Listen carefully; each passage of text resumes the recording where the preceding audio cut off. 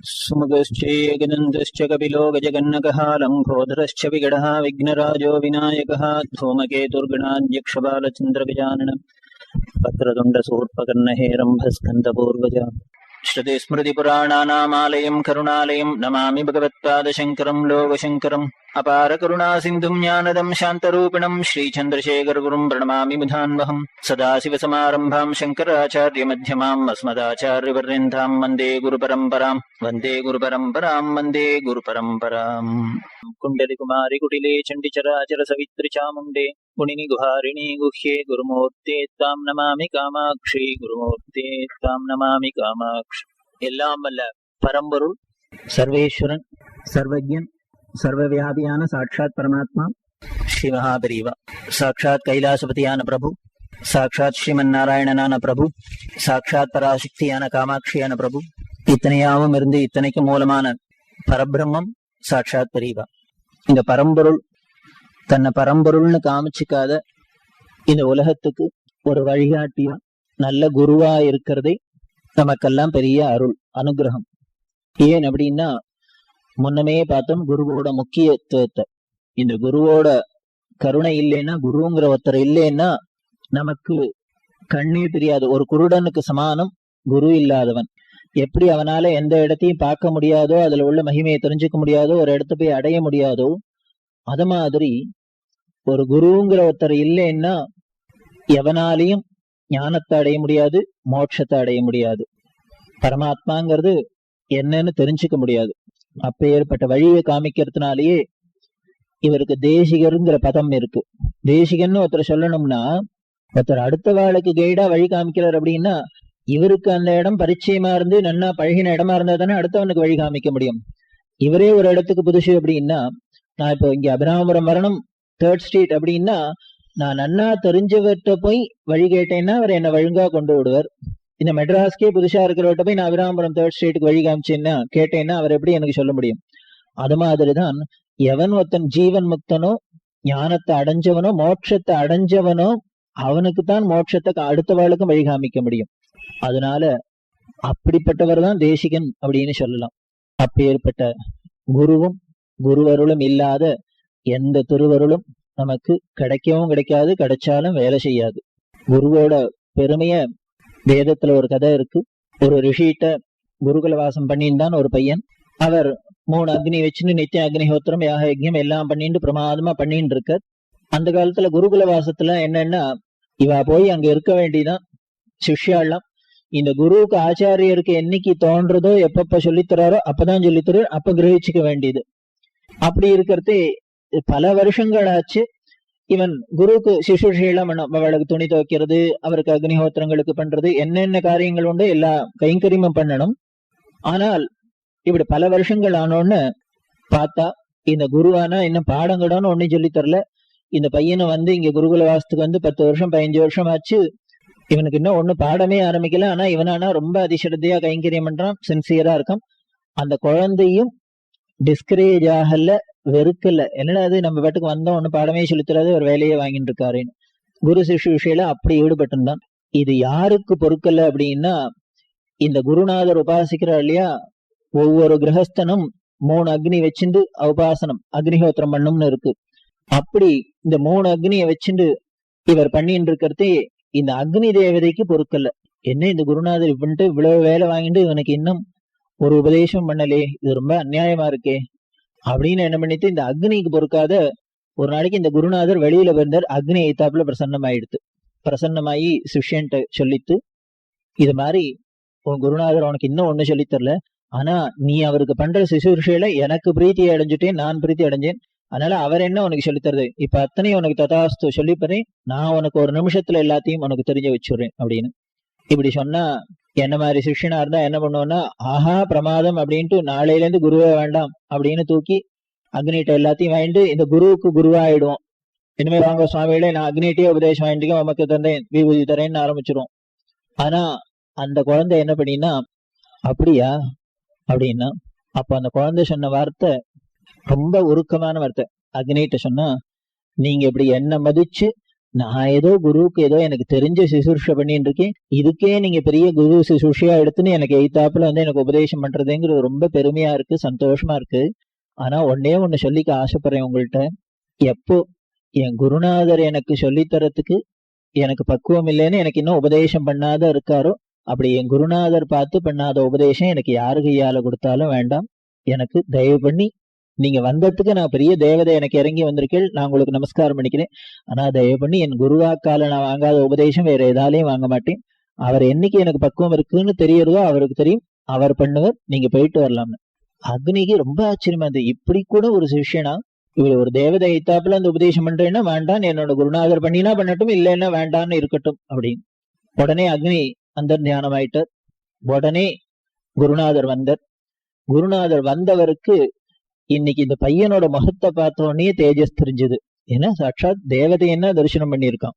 உடனே வந்தவர் பார்த்தார், இவர் மகா தபஸ்வியா இருந்ததுனால இவருக்கு எல்லாம் ஞான திருஷ்டியில உணர்ந்துட்டார். இருந்தாலும் இந்த சிஷ்யன் வாயால வரணும்னு, இன்னைக்கு ஆத்துல என்ன நடந்தது, யாரு வந்தாங்க அப்படின்னு. உடனே நடந்த விவரத்தை சொன்னா, இந்த மாதிரி அக்னி வந்தது அப்படின்னு, உபதேசம் பண்றேன்னு. நீ வாங்கிண்டியா அப்படின்னா, நான் சொன்னேன் உங்க திருவாக்கால பண்ணாத உபதேசம் எனக்கு யாரு கொடுத்தாலும் வேண்டான்னு சொல்லிட்டேன், அதனால நீங்க பண்ணினா பண்ணணும், இல்லைன்னா வேண்டான்னு சொல்லிட்டேன் அப்படின்னு. இது கேட்டோன்னு அந்த குருநாதருக்கு அவ்வளவு சந்தோஷமா இருந்தது. எரிக்கி குழந்தைய கட்டினார். நீ என்னடா சிஷ்யன், இப்படி என்னடா குரு பக்தி இருக்கணும் அப்படின்னு. அடுத்த க்ஷணம் என்ன பண்ணினார், அக்னி என்ன சொல்றது, நான் இப்ப சொல்றேன், எனக்கு தெரிஞ்சது அத்தனையும் எனக்கு தெரிஞ்சதுக்கு மேலேயும் உனக்கு இப்பயே தெரிஞ்சிருத்தோன்னு தலையில தூக்கி கைய வச்சு ஒரு க்ஷணத்துல உபதேசம் முடிஞ்சிருத்து. அதுதான் குருவோட பெருமை. யாரு இல்லாதையும் நாம இருந்துள்ளலாம். ஒரு அப்பா இல்லாத வளர முடியும், அம்மா இல்லாத வளர முடியும், யாரு இல்லாதவனாலும் வளர முடியும். ஆனா ஒரு குருநாதன் இல்லாத வளர்ந்து ஒத்துரும் ஆளாகவே முடியாது. அப்பேற்பட்ட முக்கியமான ஸ்தானம் இந்த குருவுக்கு. இந்த குருவோட பெருமைய, இந்த குருவை வச்சுருக்கிறவாளுக்கு, குருவை உபாசிக்கிறவாளுக்கு எந்த ஒரு தேவதைகளும் வேண்டாம், தெய்வமும் வேண்டாம், வேற உபாசனையும் வேண்டாம்.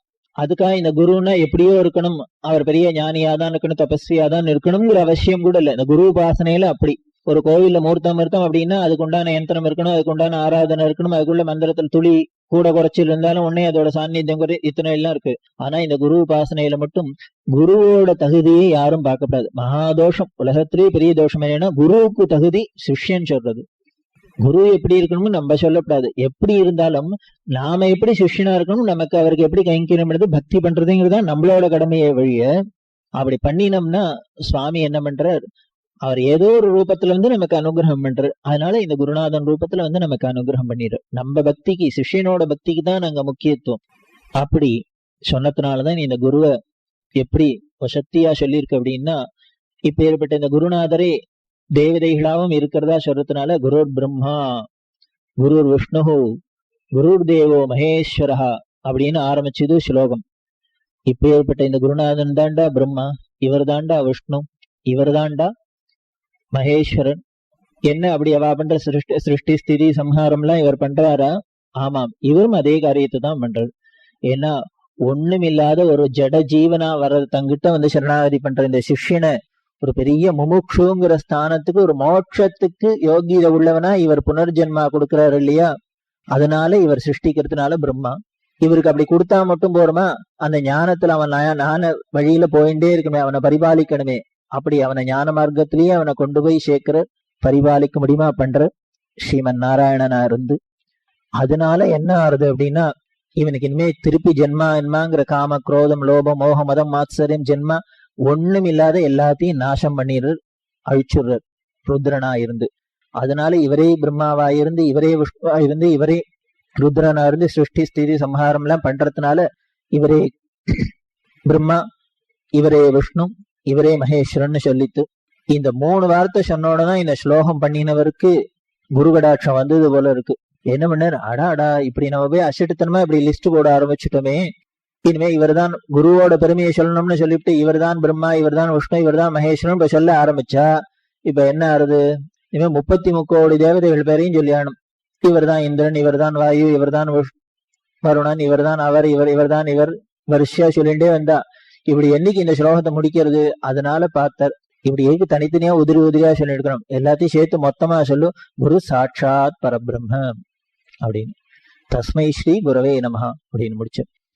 இந்த பரபிரம்மம்னு குருநாதரை சொல்றதைய மட்டும் ரொம்ப அழகா வார்த்தை பிரயோகம் பண்ணினர். என்ன பண்ணினார்னா சாட்சாத் பரபிரம்மம் அப்படின்னு சாட்சாத் பதம் போட்டார். ஏன் முன்னால போல குரு சாட்சாத் பிரம்மா, குரு சாட்சாத் விஷ்ணு, குரு சாட்சாத் மகேஸ்வரா, சாட்சாத் பதம் போல இவன் பரபிரம்மம்னு சொல்றதைய மட்டும் சாட்சாத் அப்படின்னு ஸ்ட்ரெஸ் பண்ண அழுத்துறார்.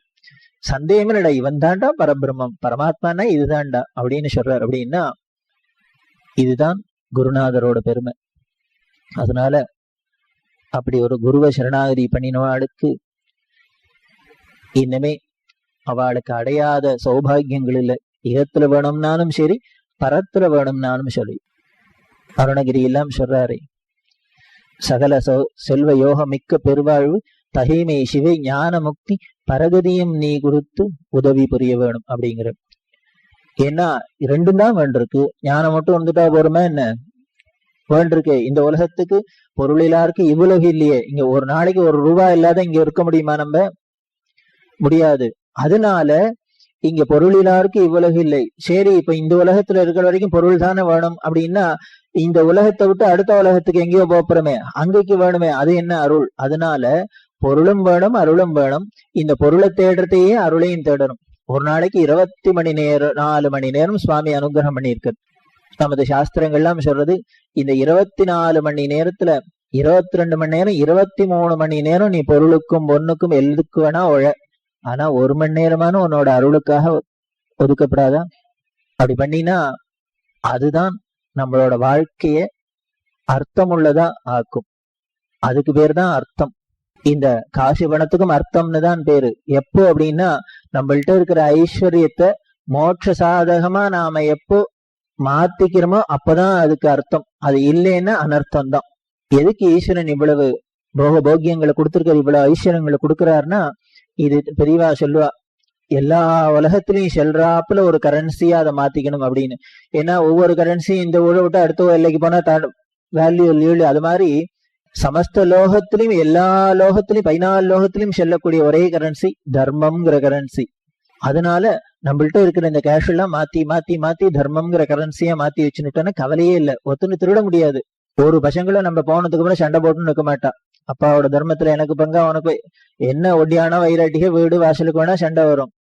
வீட்டுல அத்தனையும் பாவப்பிரமணம் சுவாமி பூஜையை மட்டும் நீ எடுத்துக்கோயே. அப்போ அண்ணா தம்பிகளுக்குள்ள அவர் அண்ணா பெரியவர்கிட்டயே இருக்கட்டும் பூஜை, சின்னவர்கிட்டயே இருக்கட்டும், இப்படி. அதனாலதான் அப்படி இல்லாத நமக்கு இந்த அர்த்தத்தை அர்த்தமுள்ளதா வச்சுக்கணும். அப்படின்னா நமக்கு தர்ம ருச்சி இருக்கணும், தர்மமா மாத்திக்கிறதுக்கு தெரியணும். அதுக்கு ஒரே அந்த டெக்னிக் தெரிஞ்சவர், மாத்த தெரிஞ்சவர், சொல்லக்கூடியவர் குருநாதன் ஒருத்தர் தான். இவர் சொல்லணுங்கிறது கூட இல்லை, அப்படி பார்த்தாருன்னா போறோம், அவ்வளவுதான். அடுத்த நிமிஷம் அதுக்கு உண்டான பக்குவம் நமக்கு வந்துடும். அப்படி பண்ணணும் அப்படிங்கிறதுக்கு தான் ஒரு குருநாதன் தேவையா இருக்கு. அதனால பொருளிலாருக்கு இவ்வுலகம் இல்லை, அருளிலாருக்கு அவ்வுலகம் இல்லை. திருவள்ளுவர் ரொம்ப அழகா தர்மத்தை சொல்லி இருக்கிறாப்புல. யாராலையும் அவ்வளவு அழகா சுருக்கமா ஒருத்தராலையும் சொல்ல முடியாது. சுருக்கமா இருக்கிறதோட இல்ல, அவ்வளவு பவர்ஃபுல்லா ஸ்ட்ராங்காவும் சொல்ல முடியாது. அதனால யோஜனை பண்ணிக்கோங்கிற. அதனால இங்கேயே இருக்காது, இந்த உலகத்தை பத்தியே இருக்காது, இதுல இருந்து தாண்டி அடுத்தது இன்னொரு இடம், போக வேண்டிய இடம் இருக்கு. அதனால அதுக்கும் இப்பவே முழிச்சுக்கோ அப்படிங்கிற. அதனாலதான் குருவாய் வருவாய் அருள்வாய் குகனேன்னு அருணகிரிநாதர் கதர்றர், கெஞ்சரர். ஔவையார் என்ன சொல்றா? மகாகணபதி பார்த்து அப்படிதான் சொல்றா, குருவடிவாய் வந்து குவலயம் தண்ணி திருவடி வைத்து திறம் இது பொருள் என அப்படின்னு. நீ குருவடிவாயத்துல வந்துதான் எனக்கு அனுகிரகம் பண்ணணும் அப்படின்னு சொல்றா. இப்படி பல மகான்களும் தங்களோட இஷ்ட தெய்வத்தையும் தனக்கு குருநாதனாவே வந்து அனுகிரகம் பண்ணணும் அப்படின்னு நினைக்கிறதான் இந்த குருவோட பெருமை. அந்த குருவோட பெருமையும் இதுக்கு எதனால அவருக்கு அவ்வளவு பெருமை அப்படின்னா, அவரோட வாயிலேந்து வர வாக்கு அவ்வளவு பெருமை உள்ளது. அவ்வளவு நமக்கு உதவியா இருக்கிறது, ஐஸ்வர்யமா இருக்கிறதுனால அவருக்கு அவ்வளவு மகிமை இருக்கு. அப்பேற்பட்ட இந்த குரு உபதேசம் நமக்கு ரொம்ப முக்கியம். இவர் ஏன் சிஷ்யனுக்கு உபதேசம் பண்ணும்? இவர் பாட்டுக்கு விஷாத அனுஷ்டானம் பண்ணி வாயை கொண்டு உட்காந்து இருக்க வேண்டியது, அவர் காரியத்தை பார்த்துட்டு இருக்க வேண்டியதானே. வரவா போறவாட்டெல்லாம் இத்த பண்ணு அத்த பண்ணாத ஏன் இவர் சொல்லணும் அப்படின்னா, வேற ஒண்ணும் இதுக்கு காரணம் இல்லை. நம்ம மேல உள்ள அந்த கருணையினால அவர் சொல்றார். இல்லைன்னா யார் ஒருத்தர் தர்மத்தை நல்லது அடுத்தவாளுக்கு சொல்ல மாட்டா அப்படின்னா, அடுத்தவா வீணா போறத பார்த்துட்டு சகிச்சுன்னு இருக்கிற ஒரு கல்மனசுக்காரனாலதான் அடுத்தவனுக்கு நல்லத்தை சொல்ல முடியாதே வழிய, அடுத்தவா ஒரு கஷ்டப்பட்டு அப்படி கணத்துல விழப்போறேன்னா ஐயோ விழாதீங்க, விழுந்துனா தலை எடுத்து வைக்காதுன்னு சொல்றது மனித சுபாவம், நல்லவாளோட சுபாவம். அதனால நாம இப்படி வீணா போய் நரகத்துல உழல்றத இன்னும் திருப்பி புனரபி ஜனனம் புனரபி மரணம் புனரபி ஜனனி ஜடரே சயனம் இப்படி திருப்பி திருப்பி இதை வரத்தை பார்த்துன்னு அவருக்கு பொறுக்காதனால ஐயோ வேண்டாண்டப்பா அதுல மாட்டினுடாத இதை பண்ணு அதை பண்ணாத அப்படின்னு அவர் உபதேசம் பண்றது. நம்ம பரம கருணையினால அவர் உபதேசம் பண்றது. இதை கேட்கறதுனால நமக்கு லாபம், கேட்காதனால அவருக்கு நஷ்டம் இல்லை, அவ்வளவுதான். அவர் சொல்லதான் சொல்லுவார். கேட்கறதும் கேட்காதும் நம்மளோட பிராரப்தத்தை பொறுத்தது, நம்மளோட ஊழ்வினையை பொறுத்தது. அப்பேற்பட்ட உபதேசம்தான் நமக்கு பெரிய மருந்து. எல்லாத்துக்கும் பெரிய மருந்து என்ன அப்படின்னா இந்த உபதேசம். அதை நாம மனசுல முதல்ல காதால வாங்கிக்கணும், மனசுக்குள்ள உள்ள வச்சுக்கணும். இது எப்போ வேலை செய்யும் அப்படின்னா நம்ம கவலைப்பட வேண்டாம். அது என்னைக்கு வேலை செய்யணுமோ அப்ப வேலை செய்யும். டாக்டர் கொடுத்தாருன்னா மருந்தை வாங்கி வாயில போட்டுன்னு தண்ணியை தான் குடிக்க முடியும். அதுக்கப்புறம் அந்த வேலை செஞ்சுதா, இனிமே பிபி குறைஞ்சுதா, சுகர் கொஞ்சம் நம்மளா கவலைப்பட முடியும். டாக்டர்னா கவலைப்படணும், ஐயோ நம்ம கொடுத்த மருந்து ஒழுங்கா வேலை செய்யணுமே, அவன் அடுத்த தடவை நம்மள்ட்ட வரணுமேனு அவர் தான் பயப்படணும், அவர் தான் யோஜனை பண்ணுமே வழிய நம்மளோட கவலை இல்லாது. வேளாவளைக்கு அவர் சொன்னபடி டான் டான் டான்னு சாப்பிட வேண்டியது நம்மளோட. அது மாதிரி இந்த குருநாதரோட உபதேசத்தை வாங்கி உள்ளுக்குள்ள வச்சுக்க வேண்டியது நம்மளோட கடமை. அதை வேலை செய்ய வச்சு நம்மள குணமாக்க வேண்டியது அவரோட கடமை, அவரோட பொறுப்பு. அப்படி இந்த உலகம் உயரத்துக்காக குருநாதரா வந்த பெரியவா நமக்கு பல உபதேசங்களை பண்ணிட்டு இருக்கா. இப்படி இப்படி உபதேசம் பண்ணணும், நமக்கெல்லாம் வழிகாட்டியா இருக்கணுங்கிறதுக்காக தான் ஆதியில வந்த ஆதி குருவான ஆதிசங்கரர் இப்படி ஒரு பீடத்தை ஸ்தாபிதம் பண்ணி காமகோடி பீடம்ங்கிற பெரிய மகோன்னதமான பீடம். இந்த பீடத்தோட பெருமையும் எவ்வளவு சொன்னாலும் முடியாத அளவுக்கு அப்பேற்பட்ட பெருமை உள்ள பீடம். ஆச்சாரியால் ஆதிசங்கரோட பெருமை நமக்கு எல்லாருக்கும் தெரியும். இன்டர்நேஷனல் லெவல்ல அத்தனை பேருக்கும் தெரியும். அப்பேற்பட்ட ஆச்சாரியால் பல மடங்குல ஸ்தாபிதம் பண்ணினர். அதுல ஒண்ணு இந்த காமகோடி பீடம். ஆனா மத்த ஆச்சாரியால் ஸ்தாபிதம் பண்ண மத்த பீடங்களுக்கும் இந்த காமகோடி பீடத்துக்கும் என்ன ஒரு பெரிய வித்தியாசம் அப்படின்னா, ஒரு பெரிய இன்ஜினியர் இருக்க, உலகத்திலேயே பிரசித்தமான இன்ஜினியர். அவர் வீடு கட்டினார்னா, அவர் ஒரு இடம் கட்டினார்னா அவ்வளவு பிரமாதமா இருக்கும். அவ்வளவு நல்ல சாமான்கள் போட்டு பிரமாதமா தான் கட்டுவர். ஆனா இவர் அடுத்த வாழைக்கு இப்படி எல்லாருக்கும் கட்டி கொடுக்கிற வீடே அவ்வளவு வசதியா இருக்கும், நன்னாதான் கட்டுவார். அப்படின்னா இப்ப ஏற்பட்ட இன்ஜினியர் தனக்குன்னு ஒரு வீடு கட்டினார்னா இன்னும் எவ்வளவு பிரமாதமா கட்டிப்பார். அத மாதிரிதான் இந்த காமகோடி பீடமும். ஆச்சாரியால் எல்லா ஆம்நாய பீடங்கள்லாம் ஸ்தாபிதம் பண்ணினா, இருந்தாலும் மற்ற ஆம்நாய பீடங்களுக்கு இல்லாத பெருமை இந்த காமகோடி பீடத்துக்கு மட்டும் ஸ்பெஷலா என்னன்னா, இந்த பீடத்துல தானே ஏறி முதல் பீடாதிபதியா உட்காந்துது. இது தனக்குன்னு ஆச்சாரியால் ஸ்தாபிதம் பண்ணிட்டு போட்டு சீட். அதனாலதான் இப்படி 2510 வருஷமா ஆரம்பிச்ச இந்த மகத்துவம் இன்னி வரைக்கும், இந்த 21ஆம் நூற்றாண்டு வரைக்கும் 70 பீடாதிபதிகளை தாங்கிண்டு நமக்கெல்லாம் பெரும் கலங்கரை விளக்கமா, நமக்கெல்லாம் அஜ்ஞானம்ங்கிற இருளை போக்கின்னு இருக்கு. அப்பேற்பட்ட இந்த குருநாதாளுக்கும் இந்த குரு பரம்பரைக்கும் இந்த குரு பீடத்துக்கும் நாம என்ன கைமாறு செய்ய முடியும்? நம்மளோட இந்த சரீரத்தை வாளுக்கு செருப்பா தைச்சு போட்டா கூட போராது. அப்பேற்பட்ட பெருமை உள்ள பீடம், அப்பேற்பட்ட பெருமை உள்ள ஸ்தானம். அதுல நாம அவளுக்கு கைங்கரியம் பண்றதான், அவ சொல்றதை கேட்கறதான் நம்மளோட தலையாய கடமை. அப்பேற்பட்ட இந்த பீடத்துல இந்த குருநாதர் உபதேசம் பண்ணினதுல தலையாயது பெரியவாளுது வேத சம்ரட்சணம். ஆச்சாரியால் 32 வருஷ காலம் இந்த பூமியில இருந்துட்டு இனிமே நம்ம வந்த வேலை முடிஞ்சது, போரும், கைலாசத்துக்கு போகலாம் அப்படின்னு சங்கல்பம் பண்ணிட்டு கிளம்பினான். இவ எங்க சங்கல்பம் பண்ணிட்டு கிளம்பினா அப்படின்னா, உங்களுக்கு எல்லாம் பெரியவா தரிசனம் பண்ணிருப்பேள். மகா பெரியவா ஒரு வில்வ மரத்துக்கு அடியில காஞ்சிபுரத்துல மடத்துல உட்காண்டா. இப்ப அவ அந்த இருந்த இடம் அப்படியே பத்திரமா பாதுகாக்கப்பட்டு வைக்கிறது. அங்க ஒரு வில்வ மரம் இருந்தது, ஆதிசங்கர் சந்நிதி. அதுக்கு பக்கத்துல பெரியவா இருந்தா, அதுல ஒரு வில்வ மரம். பெரியவா ஒரு நாளைக்கு சொன்னா, ஆச்சாரியால் தான் இன்னமே இந்த பூமியில இருந்தது போறோம், கைலாசத்துக்கு கிளம்பலாம் அப்படின்னு அவ மனசுல நினைச்சுட்டு சங்கல்பம் பண்ணின்றது இந்த வில்வ மரத்துக்கு அடியில தான். சங்கல்ப சமாதின்னு பேரு. ஆச்சாரியால் சங்கல்ப சமாதி அடைஞ்சது இந்த வில்வ மரத்துக்கு அடியில. நானும் அதுலயே பண்ணிட்டோன்னு ஆசைப்படுறேன் அப்படின்னா, ஆசையாப்பட்டார், அப்படியே தானே பண்ணிட்டார். அப்படி பண்ணிட்ட இவா கிளம்ப போற. கிளம்பி காமாட்சி கோவிலுக்கு போனவாதான் அம்பாளை தரிசனம் பண்ணினவா ஐக்கியமான. அவளுக்கு தனியா சமாதி அப்படிங்கிற இடம் கிடையாது. காமாட்சி சந்நிதியே தான் ஆச்சாரியாளோட அதிஷ்டானமும். அதனால அம்பாளுக்குள்ள போனவா அப்படியே ஐக்கியமாயிட்டா. அப்படி கிளம்பி போற இது உடனே சிஷ்யாள்லாம் சொன்ன, இனிமே போறோம், நான் கிளம்புறேன் அப்படி. உடனே எல்லாரும் ஒவ்வொன்னு அழுதா. 16,000 சிஷ்யன்னு முதல்ல சொன்னேன் இல்லையா, எல்லாரும் அழுதா, கூடவே போனா. உடனே எல்லாரும் சொன்னா, இப்படி நீங்க விட்டு போயிட்டேன்னா இனிமே உங்களோட வாக்கு அமிர்தத்தை உபதேசத்தை நாங்க எந்த ஜென்மால இனிமே திருப்பி கேட்க போறோம், அதனால எங்களுக்கு எல்லாம் கடைசியா ஒரு உபதேசம் பண்ணும் அப்படின்னு. இப்படி 32 வருஷம் இருந்து உபதேசம் பண்ணார். அப்ப மீதி எல்லாத்தையும் கேட்டுட்டுமா, இப்ப கடைசியா உபதேசம் பண்ணும். இது மனுஷாவோட சுபாவம். ஆத்துல இருக்கிறது பேசவே மாட்டான். ட்ரெயின் கிளம்பினோன்னு உள்ள ஊர் கதை முழுக்கலும் அப்பதான் ஓடிண்டே பிளாட்ஃபார்ம்ல. அத மாதிரி இது மனுஷாவோட சுபாவம் தான். அத மாதிரி இவ கூட காமாட்சி கோயிலுக்கு போறதையே கேட்டுனே வந்தா, ஏதோ கடைசியா சொல்லிட்டு போங்க, கடைசியா சொல்லிட்டு போங்கன்னு. ஆச்சாரியால் பார்த்தா, கடைசியா நான் என்னத்த சொல்றது, இத்தனை நாள் விழுந்து விழுந்து சொன்னதெல்லாம் சொன்னதுதான், சரி இருக்கட்டும் அப்படின்னு இவ சிஷ்யா நம்மளோட சந்தோஷத்துக்காக 5 ஸ்லோகம் பண்ணினா. சோபன பஞ்சகம் அப்படின்னு அதுக்கு பேரு. கடைசியா அவ்வளவுதான், சோபனம் பாடி முடிச்சுட்டு அத்தோட.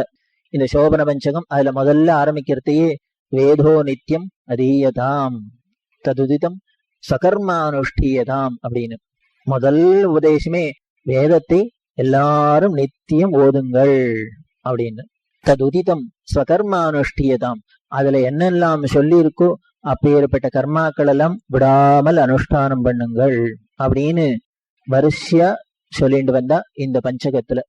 அதுல ஆரம்பமே வேதத்தை நித்தியம் ஓதுங்கள் அப்படின்னு. பெரியவா ரொம்ப ரசிப்பா. ஆச்சாரியால் என்ன சொன்னா, வேதத்தை நித்தியம் ஓதுங்கள் அப்படின்னு அழகா சொன்னார்.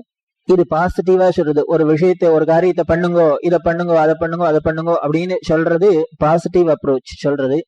இப்படி ஆச்சாரியால் நம்ம ஆச்சாரியால் பாசிட்டிவா சொன்னதையே நம்ம பாட்டி ஒத்தி என்ன பண்ணினா நெகட்டிவா சொல்லியிருக்கா அப்படின்னு. யாருன்னா, இந்த தமிழ் தேசத்துக்கு பாட்டினாலே ஒரே ஒரு பாட்டி தான், ஔவை பாட்டி ஒத்தி தான். பாட்டி சொல்லை தட்டாதேன்னா சினிமாக்காக இல்ல, இந்த பாட்டி சொன்ன பேச்சு தட்டவே கூடாது. ஏன்னா அவ குழந்தைக்கு இந்த லோகத்துக்கு உபதேசம் பண்ணிருக்கிறாப்புல ஒத்துராலையும் பண்ண முடியாது. என்ன அழகா சொல்றா, குழந்தைக்கு ஆரம்பிக்கிறதையே அறம் செய்ய விரும்பு, குழந்தைக்கு சொல்லி கொடு. குழந்தையோட ஆசை என்ன, ஆசைப்படுறது தானே. இது வேணும், பொம்மை வேணும், சாக்லேட் வேணும், இப்படி ஒவ்வொன்னா வேணும் வேணும்னு கேட்கறதுதான் குழந்தையோட குணம். அதனால உனக்கு இது வேணும் இது வேணும், அது மாதிரி அறம் செய்ய விரும்பு, ஆசைப்படு அப்படின்னு. மத்தவாள்லாம் சொன்ன ஆசையே அழிவுக்கு காரணம், ஆசையே படாதீங்கன்னு. நம்ம மதத்துல ஆசைப்படப்படாதுன்னே சொல்லு, நிறைய ஆசைப்படு. ஏன் ஆசைப்பட்டா என்ன குறைஞ்சு போயிட போறது? அழியிறாப்புல ஆசைப்படாத, பேராசைப்படாத. நாங்க சொல்ற ஆசைப்படு, வேதம் சொல்ற ஆசை, வேதம் என்ன ஆசைப்படுறதோ அத்தப்படு நீனும். அதனால வேதோ நித்தியம். அத உடனே என்ன சொன்னா, அறம் செய்ய விரும்பு அப்படின்னா. இப்படி பலதே சொல்லி இருக்கா. அதுல ஒண்ணு சொல்றா, ஓதாமல் ஒரு நாளும் இருக்க வேண்டாம் அப்படின்னு. இதெல்லாம் இப்ப ஸ்கூல் குழந்தைகளுக்கு இருக்குன்னு கூட தெரியாது. இது கேட்டா என்னமோ லாங்குவேஜா அப்படின்னு. ஓதாமல் ஒரு நாளும் இருக்க வேண்டாம் அப்படின்னு. எதை ஓதாமல் அப்படின்னா, வேதத்தை ஓதாமல் ஒரு நாளும். ஓதுறதுனாலே வேதம் தான். அதனாலதான் இன்னைக்கு எந்த ஒரு விஷயத்துக்கும் என்ன பண்ற, உடனே ஏதான சொல்லி புள்ள நடந்துட்டான்னா உடனே கேட்கறாளோ அப்படியே ஓதிவிட்டாளோ இல்லையோ அப்படிங்கிறோம்.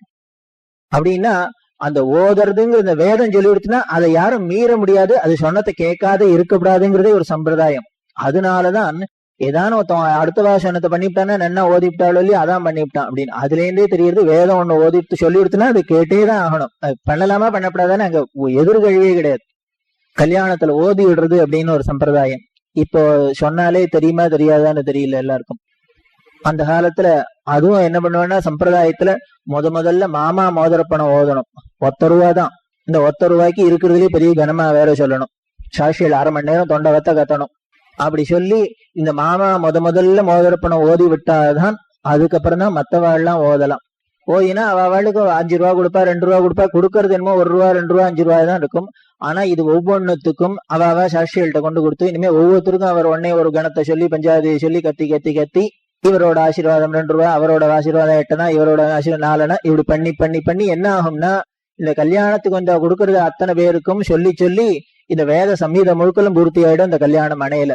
இதுக்காக தான் இந்த 2 ரூபா 5 ரூபா கொடுக்கறாளே வழிய இவ பணத்துக்காக இல்ல. இந்த ஆசீர்வாதம்னா வேத மந்திரம் அப்பாவா காதுல வேணும். எப்பேற்பட்ட சுப சந்தர்ப்பம் லைஃப்ல, எப்பேற்பட்ட டேர்னிங் பாயிண்ட். என்ன ஒரு பெரிய ரிஸ்க்னா, எப்படி கைய ஒரு பொம்னாட்டி கைய பிடிக்கிறான், என்ன ஆக போறதுன்னு தெரியாது, நாளையில இருந்து எப்படி லைஃப் இருக்கும்னு தெரியாது. அதனால பயப்படுறது சாஸ்திரம். அதனால என்ன பண்றது, இவனை முடிஞ்ச மட்டும் இவனை பவித்திரமாக்க அந்த அந்த சூழ்நிலையே பிரமாதமா வச்சுக்கோ. அடிய வேதத்துல போட்டு கோஷிச்சு கோஷிச்சு கோஷிச்சு வேத ஆசீர்வாதம் அத்தனையும் ஏத்திவிடு அவனுக்கு அப்படின்னு. ஆனா இப்ப என்ன பண்றோம், நிறைய கொடுக்குறோம். 500 1000 2000 தான் கொடுக்குறோம். ஆனா எல்லாத்தையும் கவர்ல போட்டு சம்திங் மாதிரி ஒருத்தருக்கும் தெரியாத ரகசியமா. அதனாலதான் அப்ப கல்யாணம் பண்ணிட்டு அவ சௌக்கியமா 16 பெத்து வாழ்வாடுறதுக்கும் இப்ப நாம இவ்வளவு திண்டாடுறதுக்கும் காரணம் இந்த வேத பலம் இல்ல, மந்திர பலம் இல்ல. கல்யாணம்ங்கிறது வேடிக்கையானா இருக்கு, இத ஒரு விடுறதுக்கும் நமக்கு மனசு உள்ள பயமா இருக்கு, ஆனா நம்பிக்கையும் இல்ல. அதுதான் பெரிய டேஞ்சர். அதாவது ஒரு சம்பிரதாயம் ஒரு மதத்தை கீழே குழி தோண்டி புதைக்கணும்னா வேற வழியிலேருந்து ஒத்துமையே வர வேண்டாம்.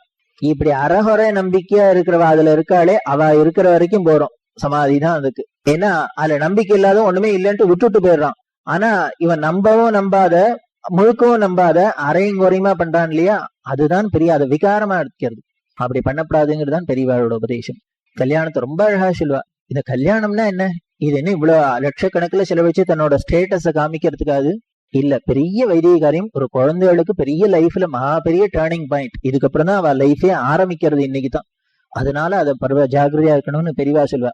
இத 4 நாளைக்கு எதோக்தமா நல்லமா பண்ணிட்டு அப்புறம் 5ஆம் நாளைக்கு அப்புறம் நீங்க உங்களோட அந்த லௌகீகத்தையும் குறைச்சுக்கணும். பெரியவாள்கிட்ட என்ன ஒரு பிளஸ் பாயிண்ட் அப்படின்னா, நம்ம லௌகீகமா பண்ற எதையுமே அவ குறைக்க மாட்டா. ஜான்வாசத்திலேருந்து ஆரம்பிச்சு போடுற டிஃபன் காஃபிலேருந்து ஒன்னுத்தையும் அவ குறைக்கவே மாட்டா, குறைக்கவும் சொல்ல மாட்டா. தாராளமா பண்ணிக்கோ, ஆனா இதையும் அதையும் மட்டும் மிக்ஸ் பண்ணி ரெண்டுத்தையும் குழப்பாது. அதை தனியா பண்ணிட்டு இதை தனியா பண்ணிக்கோ அப்படின்னு சொல்லுவா. அது மாதிரி அந்த வேதத்தை ஒரு நாளும் ஔவையார் என்ன சொன்னா, ஓதாமல் ஒரு நாளும் இருக்க வேண்டும். ஓதுறது கன்னடத்துல என்ன, ஓதுனாலே வேதத்துக்கு பேர் தான்.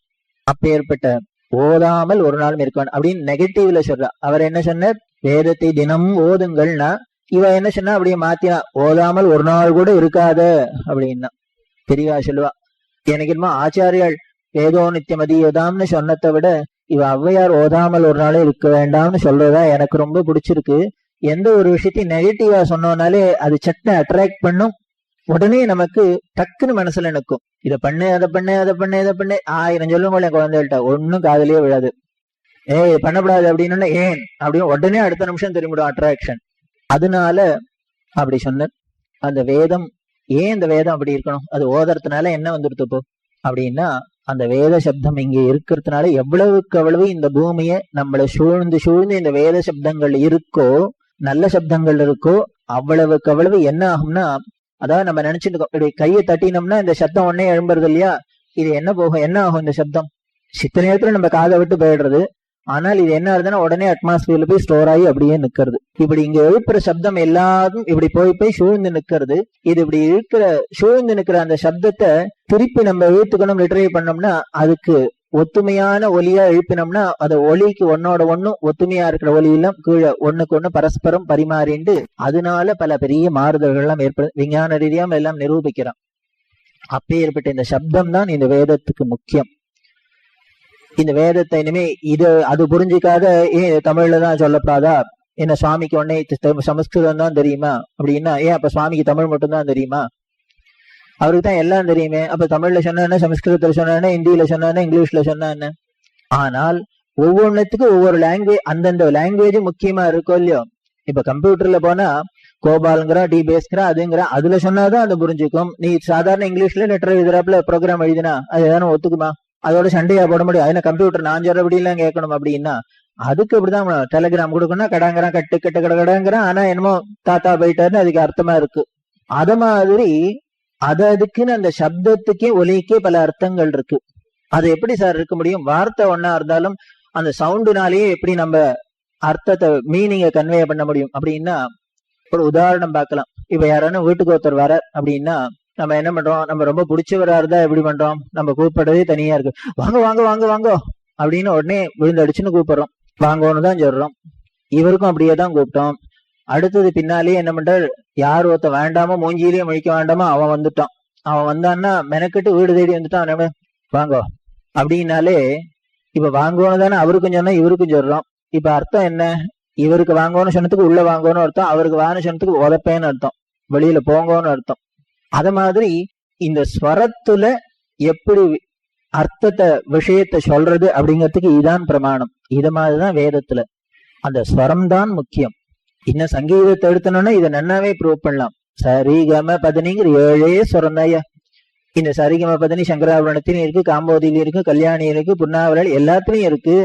ஆனால் அந்த ஸ்வரஸ்தானத்தை பிடிக்கிறதுல என்ன இருக்கு விஷயம், சொன்னோடனே இதுதான் கம்போதி, இதான் கல்யாணி, இதான் புன்னாவரல் டக்குன்னு புரியுறதுன்னா அவ சொல்ற அந்த ஸ்வரத்தினாலதான், அந்த டோன்னாலதான் நம்ம கண்டுபிடிக்க முடியாத வழிய இதே சரிகம பதனியா தான் இருக்கு. வார்த்தை ஒன்னா இருந்தாலும் அந்த ஸ்வரம் தான் முக்கியமா இருக்கு. அது மாதிரிதான் வேதத்துக்கு ஸ்வரம் தான் ரொம்ப முக்கியம். அதுக்காக ஒண்ணு இது ஸ்வரம் தான் முக்கியமா, வார்த்தை முக்கியம் இல்லையா, அதுல அர்த்த விசேஷம் இல்லையா அப்படின்னா அப்படி இல்லை. அதுக்கு அர்த்த விசேஷமும் உண்டு. ஆனா நம்ம அந்த அர்த்தத்துக்கு விசேஷத்துக்கு கூட போகணுங்கிறது இல்லை. வெறும் சிம்பிளா அந்த ஸ்வரத்தினாலேயே அதோட க்ஷேமத்தை நாம அடைஞ்சுடலாம், அர்த்தத்தை தெரிஞ்சுடலாம். விருத்ராசுரன் ஒரு அசுரன் உங்களுக்கு எல்லாம் தெரிஞ்சிருக்கும். வேதத்துல ஒரு கதை. அந்த விருத்ராசுரனோட அப்பா அவர் பெரிய மகரிஷி. அவர் என்ன பண்ணினார், இந்திரனுக்கும் அவருக்கும் பகை வந்தது. அதனால இந்திரனை தொலைச்சு கட்டுற ஒரு புள்ள தனக்கு பிறக்கணும் அப்படின்னு தபஸ் இருந்தார். பிரம்மா ஐத்தாப்புல வந்தார். வந்தோடனே உனக்கு என்ன வேணும்னு, எனக்கு இந்திரனை ஜெயிக்கிற புள்ள வேணும் அப்படின்னு இவர் கேட்டார். அவர் கேட்கறது அந்த அவசரத்துல என்ன பண்ணிவிட்டார், ஸ்வரத்தை மாத்தி இந்திரனை ஜெயிக்கிற புள்ள வேணுங்கிறதுக்கு பதிலா இந்திரனால ஜெயிக்கிற புள்ள வேணும்னு கேட்டுவிட்டார். போச்சு, அவ்வளவுதான். என்ன பண்ண பிரம்மா ததாஸ்து உடனே சொல்லிவிட்டார். கேட்டதை உடனே கொடுத்துட்டார். அதுதான் விருத்ராசுரன் அப்படின்னு அவன் பிள்ளையா பிறந்து கடைசியில இந்திரனால உதப்பட்டு ஆள் போனான். அது வேற ஒண்ணும் இல்லை, அது மந்திரமே இருக்கு. அவர் என்ன சொல்லி அதை ஹோமம் பண்ணினார் அப்படிங்கிறதுக்கு, இவர் இந்திரனால ஜெயிக்கிற புள்ள வேணும், இந்திரனால ஜெயிக்கிற புள்ள வேணும்னே சொல்லி மந்திரத்துக்கு என்னமோ வெளி அர்த்தம் வேற, ஆனா இந்த ஸ்வர விசேஷத்தினால இப்படி சொல்லி அவர் பண்ணினத்தினாலேயே விபரீத பலனா போயிடுது. அது மாதிரி வேத மந்திரங்களை ரொம்ப ஜாகிரதையா கையாள வேணும்.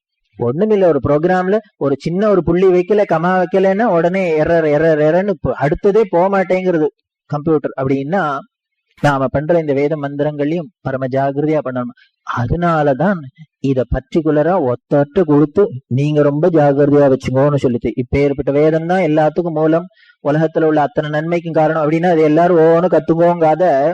இப்ப எல்லாரும் கம்ப்யூட்டர் ப்ரோக்ராம் எழுதினா நன்னாதான் இருக்கும். அதுக்காக வீட்டுக்கு எல்லாருமே நன்னா டாக்டர் இருந்தா, வீட்டுக்கு வீடு ஒரு டாக்டர், எல்லாருமே டாக்டரா இருந்தா வியாதியே இல்லாத இருக்கலாம் முடியுமோ? எல்லா வகையிலையும் கத்திங்க வந்து அப்புறம் டாக்டர் கிளினிக் எப்படி நடக்கிறது? அது மாதிரி எந்த ஒரு விஷயமா இருந்தாலும் உலகத்துக்கு வேணும்னா அது யாரோ பர்டிகுலரா ஒத்தட்ட கொடுத்து நீங்க பண்ணிட்டு வந்தேன்னா மத்தவாள் அந்த பலனை அனுபவிக்கட்டும் வைக்கிறாப்புல.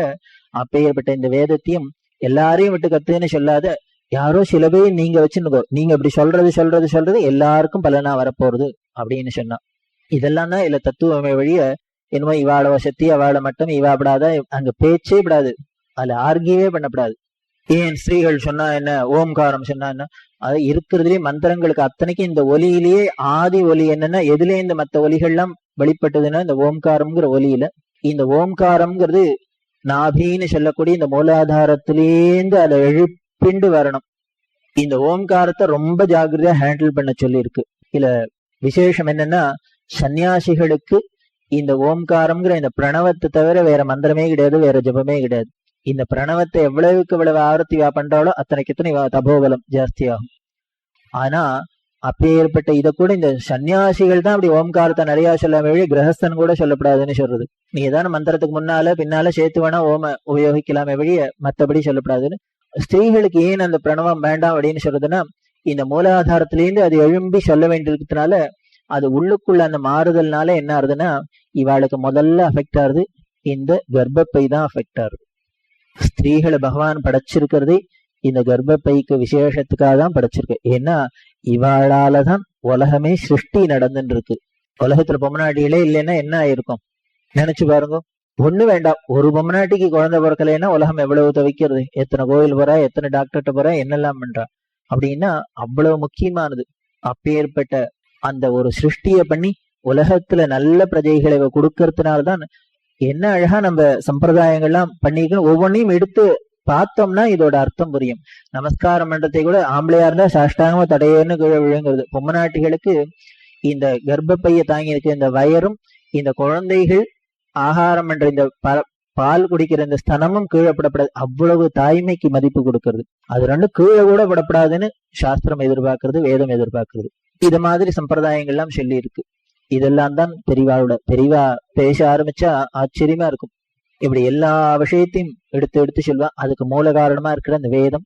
அந்த வேதத்தையும் எல்லாரும் எல்லாம் பண்றது அப்படின்னா என்னாச்சுன்னா, சாஃப்ட்வேர் இன்ஜினியர் நன்னா இருக்கும் அப்படின்னா உடனே எல்லாரும் சாஃப்ட்வேர் இன்ஜினியர்னா உடனே அவ்வளவுதான் மார்க்கெட்டே டவுன் ஆயிருது. அத்தனை பேருக்கும் எல்லாரும் அதுலயே உட்காந்துருக்கிறாப்புல இருக்கு. அது மாதிரி எந்த ஒரு விஷயமும் வசதி முக்கியம் அப்படின்னா உடனே எல்லாருக்கும் பெருவாரியா போயிடுத்துன்னா அதோட மதிப்பு குறைஞ்சு போயிடுது. அதனால அதுக்கும் ஒரு குறிப்பிட்ட அளவுல விகிதாச்சாரத்துல எல்லாம் இருந்தால்தான் அழகா இருக்கு. அதனாலதான் அப்படி சொல்லி இருக்கு.